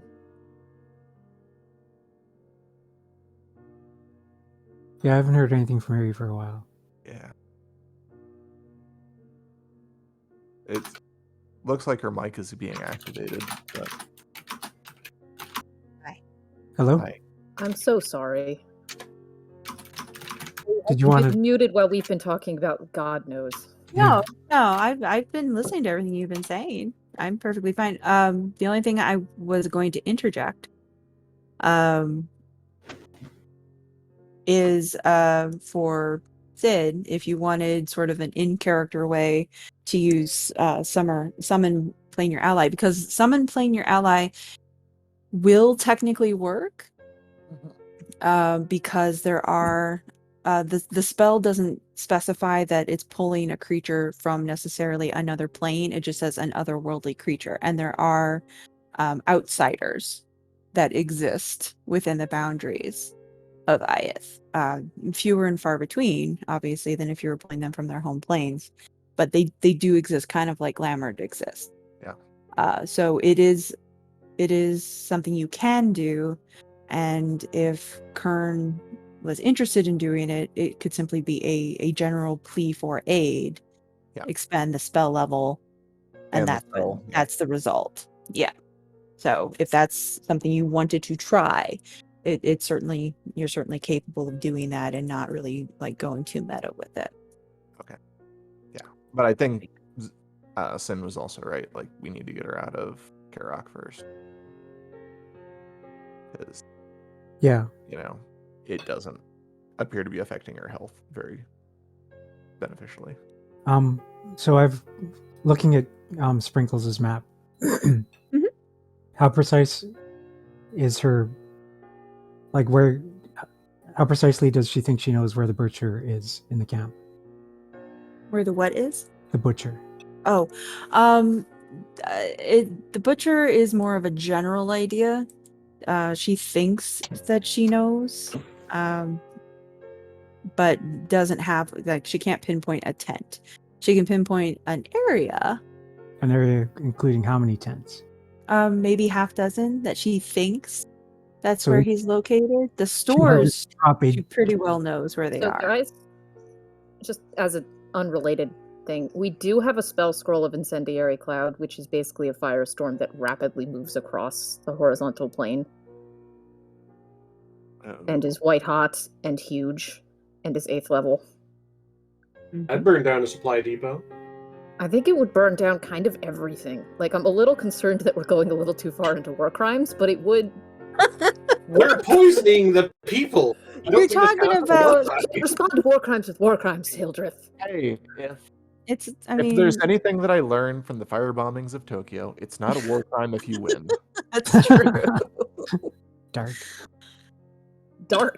I mean, y'all are talking about dropping a plesiosaur the size of a city Yeah, block. actually, I think destroying supplies, like, to begin with, at a certain point. Hmm.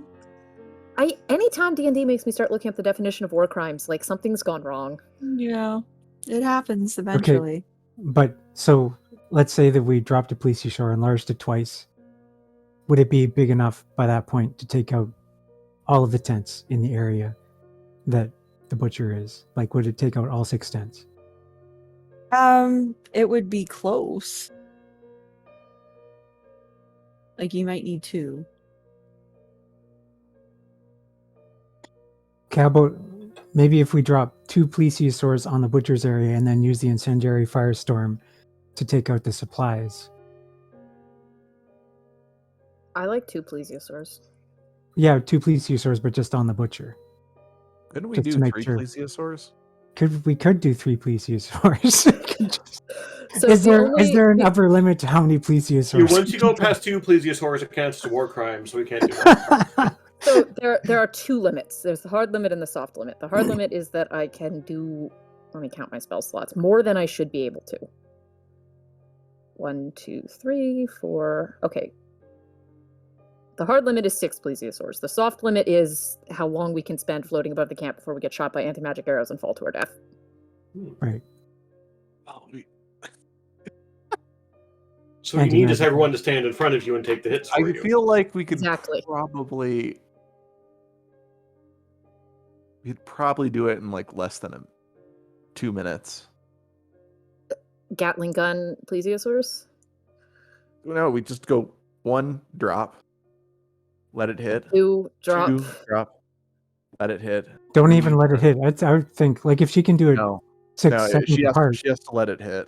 Like, It has to crash and stop being a Plesiosaur before I can do another one. I Then will we point could- out Lily also has another 7 Plesiosaurs. but she needs to enlarge it. Right. With dabbing. There may also be a slight reason not to nuke all of my upper level spell slots before we go to war. But a couple of Plesiosaurs, like, yeah, for sure. So, okay, I wasn't totally 100% listening when you explained the Excendiary Firestorm, but how does that work? We cast it and then it just moves? Like, do we direct it? Or It what? summons a 20-foot radius sphere, which is big, of white-hot embers, and then it moves 10 feet away from you in a direction of your choice at the start of your turn. No one other than me or Lily should attempt to cast it, because it is, I think, out of both of our ranges, which means there's going to be some checks involved there no matter what happens. But we're the closest for arcane bullshit, and it's on our spell lists, even if we don't actually have it yet. Oh, and it's 10d8 every turn. Otherwise known as a lot more than, like, the health of a bag of potatoes. Is this a war crime? No. I mean, that might be. This Plesiosaurs really aren't. sounds like a war crime. You're That thinking seems too a much little- about it. Just let us handle the details. Let Xylund handle the politics of it all. You just make things go boom. I agree the Plesiosaur is not a war crime. I think that if we can get away with dropping 3 Plesiosaurs, that's probably the best, because, like, that We is can just do that. gravity. That's just fucking, like, what are they going to do about that? Whereas I can see some We ways also don't to have get to get around as the close. Firestorm. The Firestorm, that you have too. to get within 150 feet to cast it. And that is, too close for comfort. But the Plesiosaur, we can just go a mile up. It doesn't matter. Well, if the thing is, the longer it falls, the more time the butcher has to get out of its way. True. I God, don't can think you people are- imagine someday, like, a shadow just comes over your tent and you step outside and you look up and there's just a falling dinosaur? Like, that's how I want to die. Oh, Out could of we throw character. them? I don't know if I could throw a Plesiosaur. What's the maximum weight you can throw? I don't know. My strength is 29. Well, Plesiosaur weighs about 1,000 pounds, so that's about what Corin could lift in a pinch with barbarian bonuses, so, probably close. Yeah, but we're increasing the weight 68 times. Yeah, so a double enlarged Plesiosaur is 65,000 pounds, and I feel like this is why you're never supposed to start getting, like, math involved with D&D, and it's magic, and you respect the numbers on the spells. What if I threw a rat and in the air you polymorphed it and then enlarged it twice? Would it still continue on its original trajectory, or would it slow down as it gained more mass? This is what makes DMs drop rocks. I've DM'd enough. I also think that you have to be touching for the spell. Oh, okay. Transform it. Do you guys know how fast you're going to have to do that? Because, like, we can't hold the Plesiosaur in space. So, like, the rat's going to turn, you got to reach out and tap it, and then it's going to fall.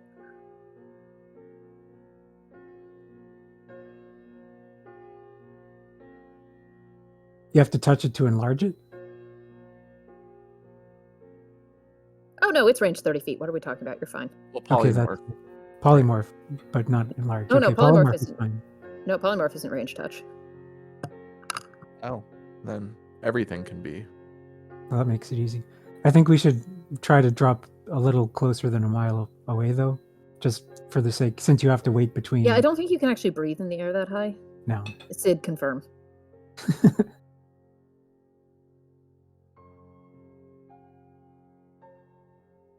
All right, this is a terrible plan. let's warn people not to drink the water for a couple days, and also that they're going to go to war. And Okay, Okay, so if we're gonna do go this, get Cat out of Karak. Go to the Temple of Ineline. Get them on the bandwagon of we should really start purifying water. right? Get them to send out some messengers to the Elf Church too, because they're on board with us. And Xana, maybe, I don't know. They'd put up with me anyway. Then we go have a plan ready to interrupt a supply train. We should probably do this on a day that like they're receiving supplies so that we can stop it beforehand so they're like already low and then they don't get their next supply train in. I think I would say that we should not wait around at all. Like basically try to get Cat awake at the temple, like alert the churches that are friendly to us what's going down. Yeah. And then if we can't wake up Cat, then just immediately start dropping Plesiosaurs and see what happens. Yeah.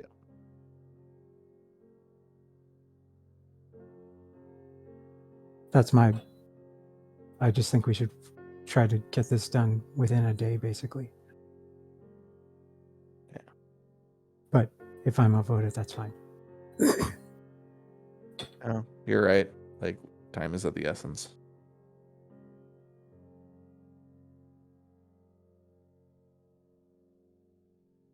Okay. So could we get a copy of Sprinkles' map? It's a big map that's pinned to the wall. She can tell you, like, she can sketch you something really, really quick. Okay, the main points we need to know is where the supplies are and where the butcher is. Okay. And she can trace you a copy of her D&D battle map of the camp, and give you general ideas of where she thinks the butcher's tent is located and where they're pretty sure, like 95% sure, where the bulk of the supplies are kept. She thinks some might be underground, but they haven't really had time to establish that. So she thinks most of that are above ground, according to their information. And she will give you that as just a quick sketch. You have an idea.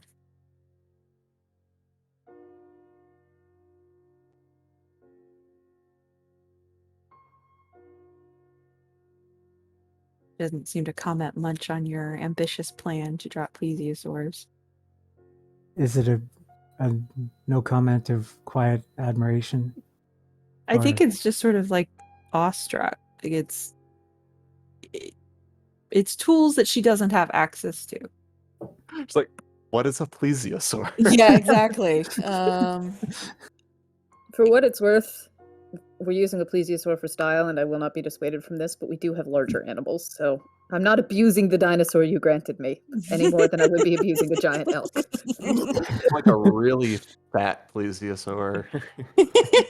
Like So- the size of a whale. I'm gonna drop a bomb and admit that I may have forgotten something that would have been really, really handy this whole time. What's that? Looking through my notes, and the last time Hildreth was talking with what was her name? Was it Umveris? I just missed it. I lost my notes. The one lady in the city.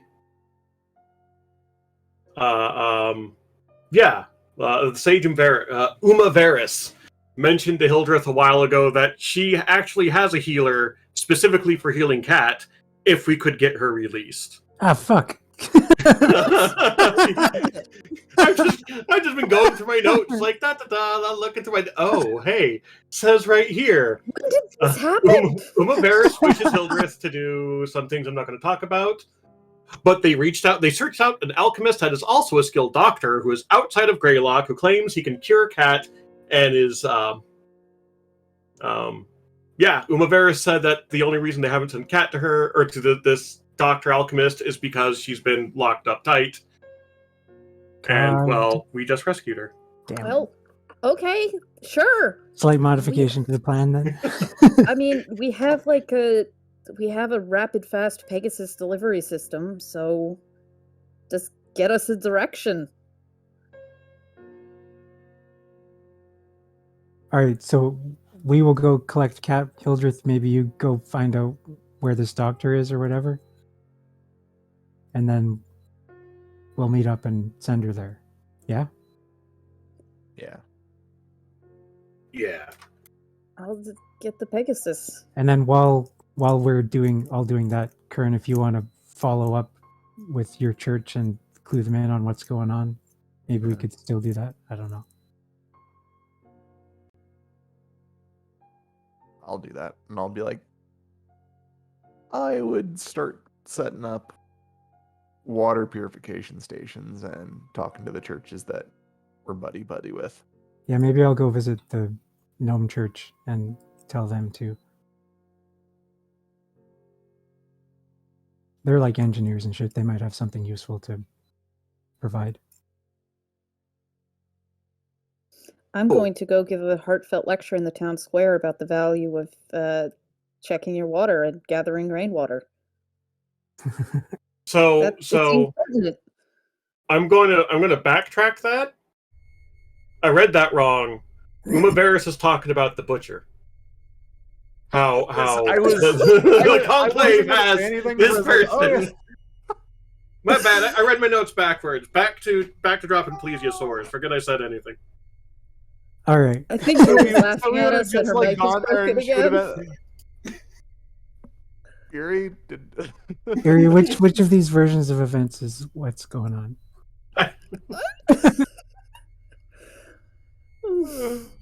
Oh, she's gone again. Yeah, she's off. Shaking her head because I've derailed everything with wrong notes. I was answering. She, the skilled alchemist and surgeon is the butcher. My The, bad. the Keller had Send her back to in, the- but yeah, We found someone! I didn't want to say that. I was like, wow, what are the chances that there's two great alchemists like outside the city that specialize in it's just that one guy, just the one Yeah. guy. Okay. Okay, Thanks, back to the Vicky. plan. But they had been trying to heal her. They had been trying to heal her, and they couldn't get healers into her. But no, the actual skilled alchemist is the butcher outside the city. All right. They might have better healers than the Church of the Storm God, though. Generally, yes. Okay, yeah, that's fine. Yeah, Inaline can heal. Is not necessarily known for her healing skills, as opposed to Kellen Ellenbar, who is more of a sort of a patron nature-esque sort of deity. So they do have more skilled healers, particularly herbalists than Inaline, but it doesn't mean Inaline's helpless. Well, how I don't about know what this? you mean, man? The best medicine is, pint of ale. Yeah, I was gonna say they'll take care of you all right, but you'll get a tattoo to commemorate it. How about this for a revised plan then? Hildreth, well, we'll all take Kat to Keller Ellenval or whatever, and Hildreth can stay with her there because they like him. And meanwhile, Kern can go to his church, I can go to my church. Lana, if you want to extol the benefits of rainwater or whatever, you can do that. Rainwater and, I don't know, probably just try to hype up how evil Orem is so that they view it as Orem's fault and not ours when war comes. That could in actually be 24 hours. effective since you're so persuasive. I know. I will try. Okay. And after that, I might go meditate for a little while on the fact that we're committing war crimes in the portrait. All right, so Lana, you're gonna go deal with the rabble. We can have Davin do that too, because he does have the folk hero background, so he's actually really good with connecting with people. So you guys can go to different areas of the city and raise the rabble, should you choose.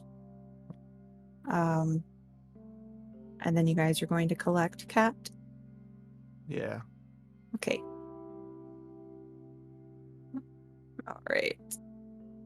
No, you guys don't know what any of them do. No one has been brave enough to explore.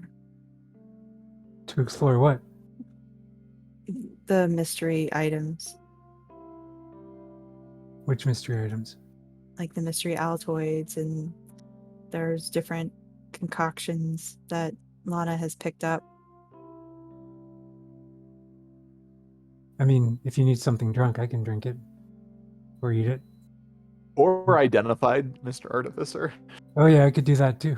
You want- I'm sure. Honestly, I think we've identified these before, but I can't remember.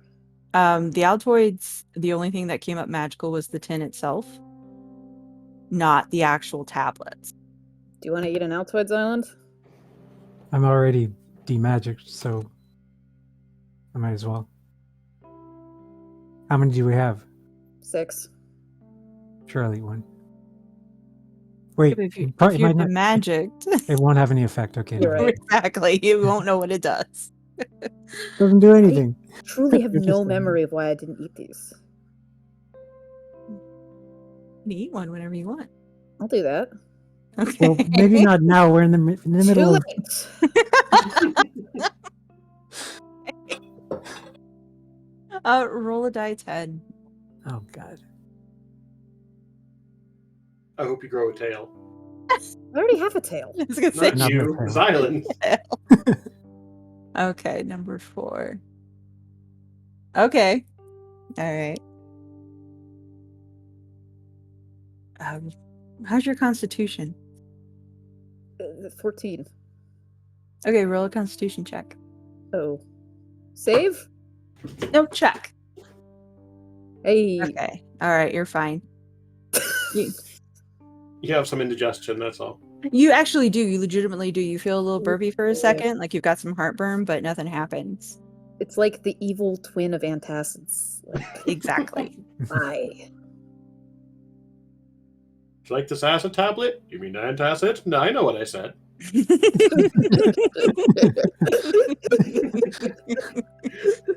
All right.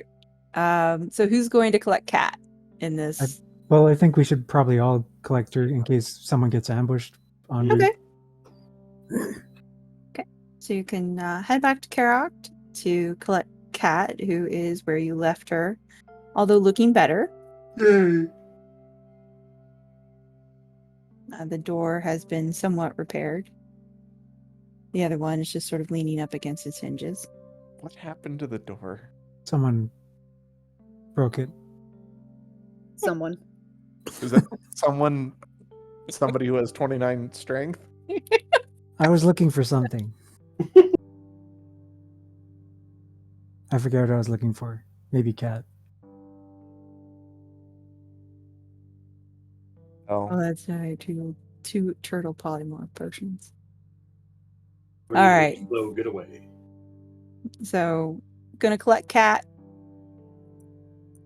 Take her. Oh, actually, I mean, if we wanted to be really cunning, I could maybe turn us all into gusts of wind. That spell can't be dropped early, from what I recall, which Oh, can really? very quickly lead to catastrophe. Okay. All right, we'll just go the normal way then. As non-gusts of wind. All right. So you guys collect Cat, making your way to the Temple of Inaline down by the docks. I think we're gonna take her to. Oh, that's Keller right. You're Hall. taking her to Keller Ellenball. Sorry. Got confused. I keep dropping in and out. So you take her to the sage at Keller Ellenball. And of course, Hildreth is warmly received by all, as always. He's become a minor celebrity Yay. at the temple there. Greeted by the sage herself. Pleased to see all of you, especially pleased to see Hildreth. Briefly questions why you have a catatonic person with you. Cat. Tonic. Catatonic. I mean, before we go out, I can try my planar ally thing. Oh, do you want to do that? Maybe Uh, I was mean, gonna I say can- maybe not in Karak, just because it's so fucked up. oh no, I thought that we were at the church. Okay, Yeah, we are now. I thought you meant yeah, before once we you're at the left church, you Karak. can. Okay, yeah, Yeah. sure. That's before we go out and like Right. spread Okay. out. And sure. Do you That want makes some? understood. Do you want some? Yeah, no, it costs like 1,000 gold. Do you want a whole bunch of random gems to fund that? We've got squid gems, I think. I have two. Yeah, I have a bunch of those, and 2 beholder gems. We'll see, like, because the way that it's, I'll just throw it up so that everybody can read it. Oh, we have to talk to it about the price. Okay. You got to haggle, and it doesn't boy. necessarily have to be like a gold piece price. It could be like, hey, I need One you day guys of to your do something. life. Maybe before we get in debt to a planar dude, we should see if the regular healer can actually do anything. I'm down to start with the planar dude. I will watch from a distance then. I already You have made a pact absolute with Lear now. right I'm to good. judge on this count. You, in fact, have quite possibly the least right. I just don't want to get involved in any more weird pacts. I'm not tied down to really any packs right now. My soul's free for the bargaining. All right, we want to do this or no? Sure. Okay. Like, hey, Nelly, it'd be great if you sent somebody our way. I know I asked you this morning, but you really need Cat back. So, woo woo woo woo woo woo woo woo woo, as I cast the spell.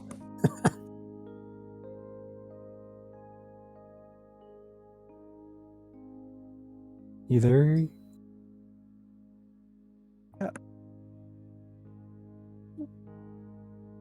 Yes, I'm here. Do you want to just call it a short game after this? Oh, yeah, we might have to, because I can't keep this connection up for whatever reason. Okay. Plus, I can get you the exact mathematical force that a Of a plesiosaur falling would do. plesiosaur. Okay. All right. I imagine once Um, some Davin and Nex are back, we're going to have to redebate the whole Plesiosaur idea. They'll have to be convinced of its genius. That's why we need to rapidly do the plesiosaur plan right at the end of this session. So we were going to talk about the plan with you guys, but we knew you wouldn't like plesiosaurs, so we just did it and thought we'd ask for forgiveness. Didn't be legends. That's the idea. I feel like Michael would be 100%. He'll I be on think board. he'll. Yeah, I think Davin would be fine with plesiosaurs. Hey, Davin, your magic girlfriend wants to drop 2 gigantic dinosaurs on the camp, and also you'll help. Yep, it's gonna be awesome. Hey, it's gonna be Um, awesome. Okay, so spell, woo woo woo woo woo, spell noises. And from again, you guys have been given a room within the temple of Kellen Elenbar, and in true Elfie fashion, there's a small fountain in one corner. So there's always kind of the gentle sound of water everywhere. It's very druidy in here. So the water takes form, slowly spinning out of its basin until it becomes a humanoid form. Vaguely dryad-y, but not quite. Lots of silverfish scales, androgynous appearance that approaches Kern with quite a bit of confidence for someone who's not wearing any clothes. I mean, that's how you approach anybody when you don't have clothes on, right? I guess, yeah. Xylund would be able to attest to that, I suppose. And so there's not really a formal bow, more of sort of a dude nod going on. Bruh. And yeah, when it speaks in a gentle sort of watery tone. There's a slight warble to its voice, not enough to distort it, just enough that you kind of notice. It wants to know how it can assist you this day. We have a companion that's been taken out of commission, both like mentally and physically, and we kind of need her back. Is there anything you could do to help us? The creature kind of goes and checks out Cat and tilts its head and kind of, places hands on either side of her noggin. Nods. This creature is quite damaged. Yeah. physically and mentally. Yeah. Not beyond repair, but it would be a significant burden. What would you need? Oh, what do you have to offer?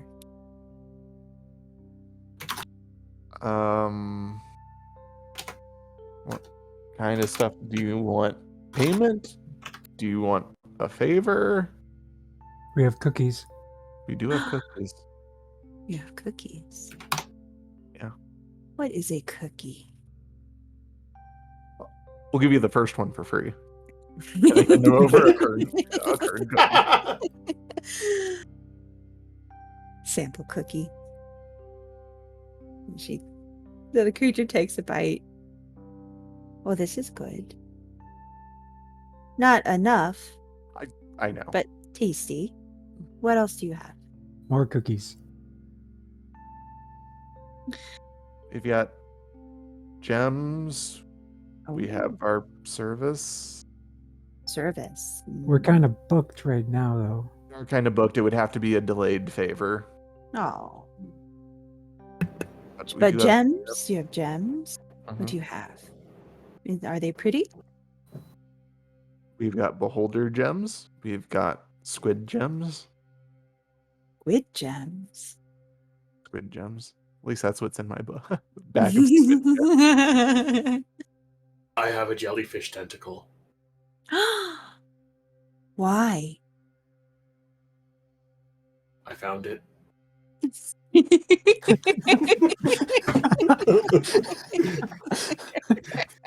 That's the answer. Why would you take the tentacle of a jellyfish? I I have this. wasn't using it. No.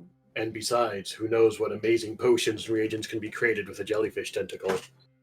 The creature looks mildly horrified. Anyways, how many? Well, did we determine what the bag of gems from the Squid Wizard was? Mm-mm. Okay. Are they magic gems or just gems? They're just gems. Okay. Did we have a price point on that?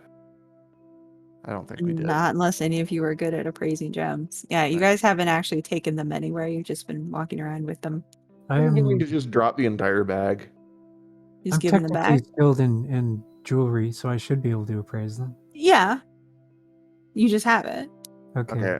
Well, I'll hand it over to Xylund, knowing that he can appraise them. He can take a look through them and just start picking ones out to show to her, or show to it, whatever this thing is.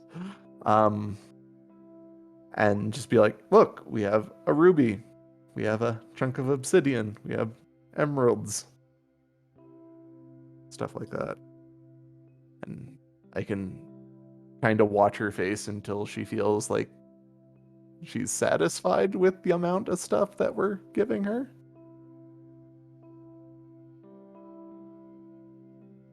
Oh, look at you. 2 + 5 + 5. I think your mic's not working there, Ari. It's 1 + 1 + 2 + 1, not 1 + 2 + 2 + 1. 2 + 2 + 1. Yep. That's the best movie ever. Right? I love it. Which movie is that? Clue. Oh. They're trying to I figure haven't seen that. out gun. 1 + 2 + 1 + 1. It's hilarious. But anywho, so yeah, Xylund, as you examine the gems, these are all gems that on a open market would bring in between 500 and 1,000 gold apiece. Holy shit. Yeah. Yeah. They are exceptionally valuable. And the player ally does not seem to be terribly interested in any of them. Lana, are you bringing your highlights out to be seen, or are you just listing them in case? Sure. Okay. You're just laying out your spread? Yep. Okay. The creature focuses in on that earring. The single hoop earring. I'm referencing the earring that came off of the pig head. Yeah. Lovely. Yep. Yep. That's what it wants. What is it? We have never identified it in the history of ever. I Just think a it's gold. just an earring. Yeah, it's just a gold hoop earring. Huh. That's You're all it welcome was. to- Yeah, it can have the earring. That's fine. That's what it wants. And I can finally take pig skull head earring off my inventory list. Yes. It will take that to heal your friend. That's pretty cheap. Yeah, it likes it. Puts it on right away. Pretty. Does Radar Love start playing in the background? No. No. Too bad, because that's a great song. I know. It is a great song. So with its prize, it goes to work, doing its best to revive Cat from her state, who does slowly come around. The color comes back into her face even more than it already had. Your friend just seems to be accelerating the process, and eventually Cat does sort of blink her eyes open, and of course as she does, she's staring directly into the face of the water elemental that is staring down at her. And so she has a bit of a start at first and starts to sit up, but stops when she realizes that she would be headbutting the water elemental, and kind of panicked looks around the room. It's okay. It's okay. It's okay. You're safe now. I mean, temporarily. Having completed its job, wearing its new earring, your plane, your ally nods, satisfied at its work. Thank you. My pleasure. And then it disappears into a little misty bit of rain cloud that unfortunately falls on Cat's head. She frantically goes to wipe her forehead. What in the name of all the hells is going on? That is a loaded question. Where I feel like to you should know start? us better than to ask that. What have you done? Where am I? Since we rescued you. You rescued me. Okay. Uh-huh. From what? The butcher? The guy who was experimenting I on know you? who the butcher is. She puts up a hand weakly. I remember. That I remember. Where the hells are we now? You The are... Church of Kellen Ellerval. Ellenval. Ellenval. That's an interesting place to be. We did have you in Karok, and then we kind of remembered that you and Karok sometimes didn't mesh too well together, so we brought you here. Dude. Where's her grace? Yeah, we need you to fix her. Fix her. What's wrong with her? She's not doing so hot. She's pretty much a zombie. I'm sorry? She's pretty much a zombie. Why is she a zombie? I don't know, magic shit. Ever since we got back and have been like talking to you, she's just lacks motivation, doesn't seem to really care what's going on. All she right does now. is draw on the walls. No. What did she draw? I forget. What did she draw, Yuri? The only thing that you saw her draw was that sort of picture of the end times, Yeah. with a massive black dragon. Okay, that's what I thought. Yeah. Yeah, because she scrubs away her picture every day and redraws it. Oh, that's not good. I don't know how I can fix her, but I can try. What? Through the power of love? And friendship. Yes. She looks at Kern, looks at Xylund, bites her tongue. Anyway, okay, so I'm in a church. Her grace is not doing well. What are you doing exactly? Our plan was to drop a plesiosaur on Aurum. Three. what? 3 plesiosaurs. Yeah, 3 Please. plesiosaurs. Plesiosaurs. Yes. It's a kind of On- dinosaur, which are a prehistoric creature. Uh-huh. Okay. Uh-huh. On the army Well, on the supplies of the inside army. of the army, yes. And then try to cut off their supply lines. And we're going to drop 2 of them on the butcher, or where is roughly in the camp. Okay. Yeah, we had information from Sprinkles as to where she believes. You saw Sprinkles? We saw Sprinkles. That's nice. She was nice, actually. Yeah. She needs more visitors, honestly. Is she just a kid then? Like, Well, what do you think she was? I don't know. Maybe cursed by a witch to remain the same age forever. Or a vampire, I guess. Well, I'm not aware of her being a vampire. No, she's a good kid. She had a rough life. Was real good at blending in, as most kids are. She's got kind of a single-minded sort of thing going on. And yeah, she's literate, so we put her in charge of transcribing conversations. She got really good at that. Put her in charge of coordinating all our information into one big info dump, and she got good at that, so we just kept giving her more and more to do. She's a pretty focused kid. A lot older than she looks, I guess. Yeah. But a good kid nonetheless. Well, I'm glad you saw her. So, okay. Her Grace is out of commission. Yes. Who has the city? That is not a good. That is That's not also good. some bad news. That's Yeah, also the bad. churches of Rildis and Grenin and Darelai have sort of formed a coalition that's in league with Orem, and they're all they're running the place, more or less. Yeah. It's definitely not good. There's no ambassador from the Mire? We Oh, yeah, brought I the guess- ambassador from the Mire, but they aren't letting her be a third pillar, like the third. Or maybe they are. I can't remember. Was she going to take over for the Church of Darelai? No, Or she's the taking church- over for Grenin. Grenin Okay, was that's right. was holding her place. Okay. Yeah, you guys just haven't been back checking because you've been busy, but yeah. It's only been a couple of days since she came to town. Yeah, she's still getting settled. Well, that's good at least. The Mire people are good people. Yeah. Okay.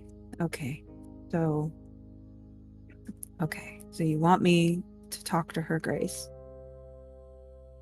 Oh, also, what is the PC term for what you are? I'm I know sorry. it's not Dream Eater. Oh, What's the other one? you're worried about the appropriate thing to call my people? Yes.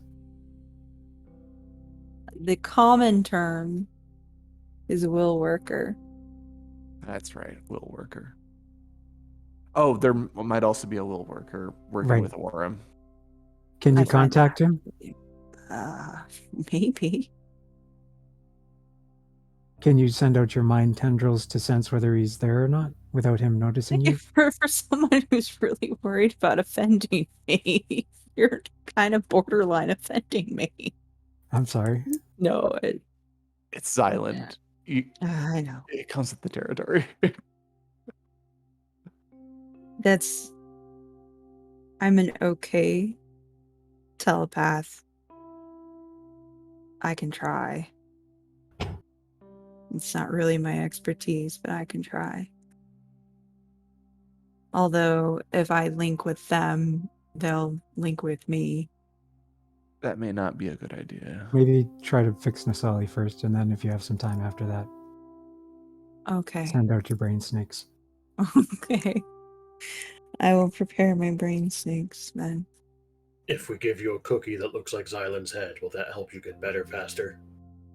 That's a loaded question right there. A cookie would be nice. Oh, I don't know how many we have left. You've kind of giving them out left and right. Gavin bought us- But they did give us a Gavin big bought us basket. Every single cookie that had our face on it. That does sound like a Really, that'd Davin be thing to something do. that Davin would do. Yeah, Davin would definitely be handing out face cookies, but there are other cookies in there and sweets and things, so you could offer her food. Yeah, I'm sure Seems like Davin would the be- polite thing to do to someone who just woke up after a difficult ordeal. Yes. Yeah. Sounds good. She'll gratefully accept food. She seems very tired and keeps looking at you all blearily. Have you been running around this whole time? Yeah. And now you want to pick a fight with the largest military on the planet? No, we want to drop a Plesiosaur on their supplies. 3. I Before think they that- poison the entire town. There's no possible way they could trace it back to him. Are, There are lots of people who could do this. are there? That is an incorrect assumption. Just about anyone can trace it back to us. You understand they have a dozen ways to just kill you outright. That's why we're doing it from a mile up in the air. Well, maybe not a mile, but quite a ways. Okay. The alternative is sitting and waiting for them to Yeah, make we're the kind of first out of move, so Ideas. Yeah. No, I understand. I'm not questioning your motives, I'm questioning your tactics. I mean, Well, that is half of why we woke you up, so Yeah, if you have input. I have input. Is it constructive? I might need a cigarette first. We're all going to be really sad if you Lily- say I'm sure Lily has, like, stores on this 10. camp, though, just so you know. You're gonna be sad what? If you say we shouldn't drop plesiosaurs I'm on not this camp. saying I okay. It is not the plan that I would use, but I'm not you. It's effective. I'll give you that. we're kind of in a time crunch. I right understand. I understand. You as I said, not questioning your motives, only your tactics. Because they will retaliate. They're I know gonna you they're gonna they're fight gonna us. retaliate against the city. Yeah. They're not gonna Might come as after well- you. Might as well do it when they're lacking supplies and are not ready to start a war. No, I agree. I agree with all of that. I think all of that's fine. I Let's do- just yeah. do you know if there's any defenses built up within the city? That's what we were gonna start going to talk to the churches that aren't Rildis and Daralai and yeah. Rildis is the backbone of the military defense of Greylock. yeah, that's going to be a Yeah, problem. that's gonna be. So But if they're they also- are against you and Orem is against you, Wait, that's 4 plesiosaurs, 1 for the Church of Rildis. Fuck you yeah. can't drop that thing, whatever, on the Church of Rildis. Because if Those you do guys that, are nerds. they'll upset the Argent Order easily. 3/4 of the Argent Order are Rildis worshippers. If you take out their church, you're going to have a really big group of pissed off military experts, spies, and assassins. Okay, so let's not do that. Yeah. It sounds to me like they'd have to take it up with the Plesiosaurs. I'm not sure what that is, but I don't think it sounds like a plan to blow up the church. So many people among here are the faithful, and if you destroy their church, they will turn on you in a heartbeat. Yeah. You can't do that. Orem is an enemy. Focus on Orem. Everyone But- hates Orem. All right, so let's say that Orem attacks. Like, Yeah. Rildis isn't going to defend against them, are they? Like, I don't know. I've been kind of out of commission. Do you know if there's anybody in the Argent Order or in Rildis that is more known to be like a rebel or an outsider? A rebel? Not really. One that Within, like I don't know. kind of people that are like, God damn it, I don't like your style, but you're a damn good cop. Damn good cop, Jim Gordon. Well, in the church, no, they police their own pretty heavily for nonconformists. Within the hold, within the Argent Order, yeah, there are those who are like that. They usually give them to me or seekers in general. We get all the oddballs and the misfits and Stanley. Stanley. is Stanley the Blackbird? God, no. Do you know who the Blackbird is? I do. Okay. Would you tell us if Stanley was the Blackbird? And he really was. Professionally, I would not admit who the Blackbird is under pain of death, since you all brought me here and gave me my brain back. I will tell you as a personal favor that Stanley is not the Blackbird. Feel like Stanley, us, don't you? kinda. I do today. Ask me after you drop your please you whatevers. My opinion might change. Oh, Stanley is not the Blackbird. He's just very good at talking in circles. He could probably tell you it was a Blackbird. And But we believe him. We would. eventually you would believe him. But no. No. The Blackbird doesn't reside within the city. He very rarely comes here. Which is a shame. We could have used him. But not to dwell on the inner politics of the Seeker Hold.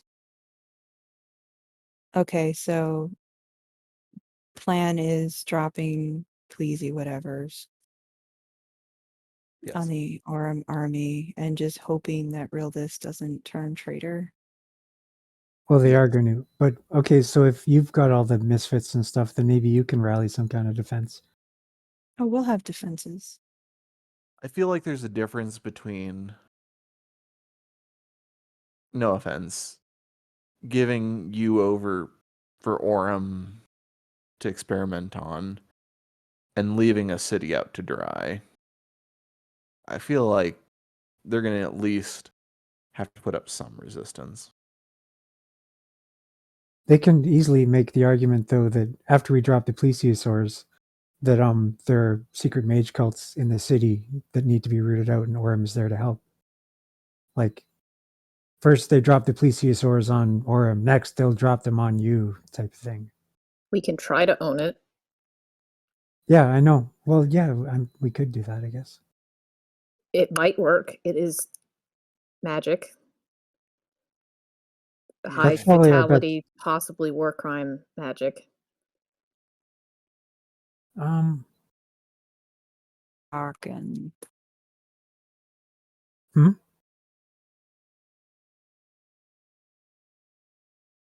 If you accept responsibility, you just become a bargaining chip for Realdis. They offer to turn you over, spare the city, maybe even give Aurum a chunk. I don't know. But we are well loved. That would at least You turn are. some in the city against Realdis. Inexplicably, you are.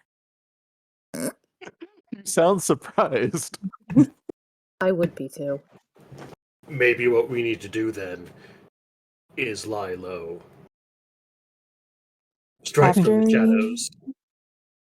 After you drop your pleasey whatevers? Yes. Well, so how about this? You drop the Plesiosaur, then immediately go and try to just wreak havoc on all the supply lines. We're not in town. Mhm. They can sort it out.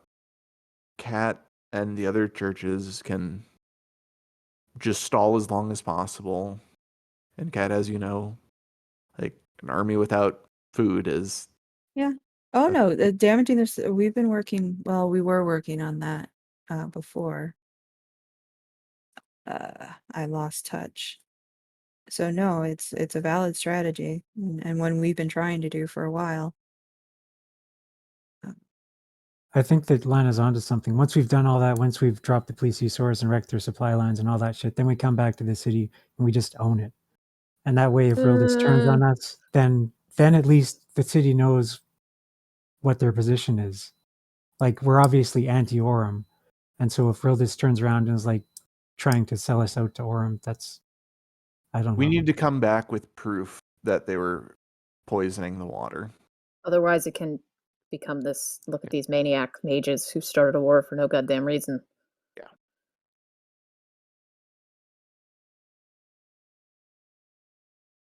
So what? We need to capture the butcher. We do have the council.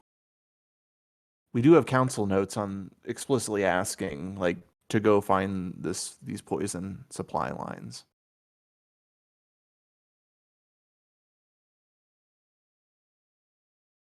Right? Because that was like an official thing that we asked them to do. Mm-hmm. Yeah, there was an entire separate operation where they succeeded in capturing a supply line with alchemical ingredients. That was an actual thing that happened. Yes. Yeah. So there's already some underlying evidence that Orem was bringing in at least questionable materials into their camp.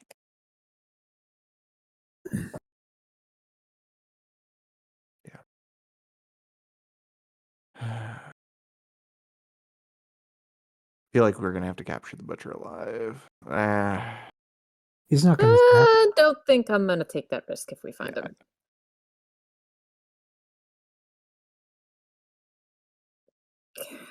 We just need. We need something that proves that we're not just instigating this without cause. Even if Rildis doesn't believe us, if we can get it out there, actually, we might need to borrow Stanley again. Oh God. Oh, actually, that's not a bad idea. But we also do have Lana. I mean, Lana is crazy persuasive. Like, I could just go into town and say, just so you guys know, Rildis is planning to poison the water and massacre you all, so boil your water. And also Rildis is not Rildis, or don't mind me. I won't do that while we're talking to the people. Well, no, but I would say bring Rildis into it though. Like, just say that they've been experimenting on people. I think we want to focus just on Orem bad, so that Rildis looks like absolute shit if they even try to meet them in the middle. Yeah, that works. And we can say, oh look, our reason can be that they're planning to poison everyone, and we can pray to God that better evidence shows up later. But do we even need evidence? I mean, like, if you're persuasive enough and people believe you, we're already popular enough. Given they probably are going to poison the water, we don't really have to convince them after that. Popularity only goes so far. Yeah. They're gonna hit us like, you guys are pro-mage, like you're attacking anti-mage people for just being anti-mage. I'd also like to propose a very tiny timeline on this. Rally the people, give our speech, cause a hubbub, go drop Plesiosaurs. Don't give Rildis time to mount a counter narrative. No, exactly. No. I mean, I say maybe spend a day trying to get this message out into the city, but no longer than that. Yeah. All right. So by the time that they have a meeting to go, how do we discredit these funny magic people? We've already dropped the dinosaurs. This is going to be messy. It's going to be so bad.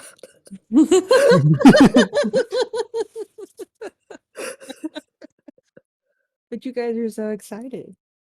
I am. This is my terrible, terrible, extremely dangerous, loud plans are like my favorite thing in the world. I gotta hand it to you, like making a world like this that we're having to like sit here and like ponder, crunch through this stuff is like. Managed to get me to sit and plan for several hours. I gotta tip my hat to you. Yeah. Well, I didn't plan for the Plesiosaur plan. I should have. But it's pretty brilliant. I wouldn't use that word. I think it's hilarious. I guess this is gonna be awesome and chaotic, and it's all gonna blow up. It's gonna be glorious. Yeah. But since my connection does keep dropping, what time is it? It's almost 4. It is exactly 4. Okay. So we can, if you'd like, or if you're okay with it, we can wrap it up here, and then tomorrow or next session, not tomorrow. Next session we can pick up with Gatling gun Plesiosaur plan. Yes. I think it's great, yeah.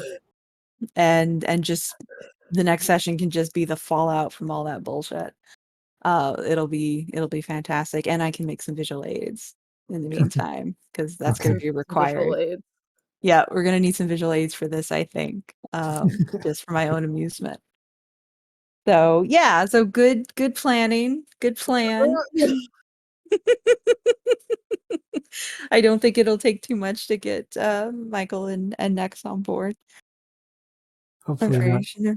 sure they'll be into it. But yeah, I appreciate you guys sticking around through all my technical difficulties. Of course. Appreciate How that. dare you get sick? I would rather not be here, but Sure. we're working on it. Wishing you the best. I don't know. See if I can get that roommate to draw some more shirtless Kerns to mail you. There you go. More shirtless Kerns. It's always the way to go. But yeah, I appreciate you guys sticking in, and we will pick this up next session with Chaos and Plesiosaurs and Carnage and whatever else. Huzzah. Huzzah! Ton of fun as Alright. always. See you guys in 2 weeks. Yep. See ya. Yep, we'll see you later. Thanks, everyone. Bye. Boy.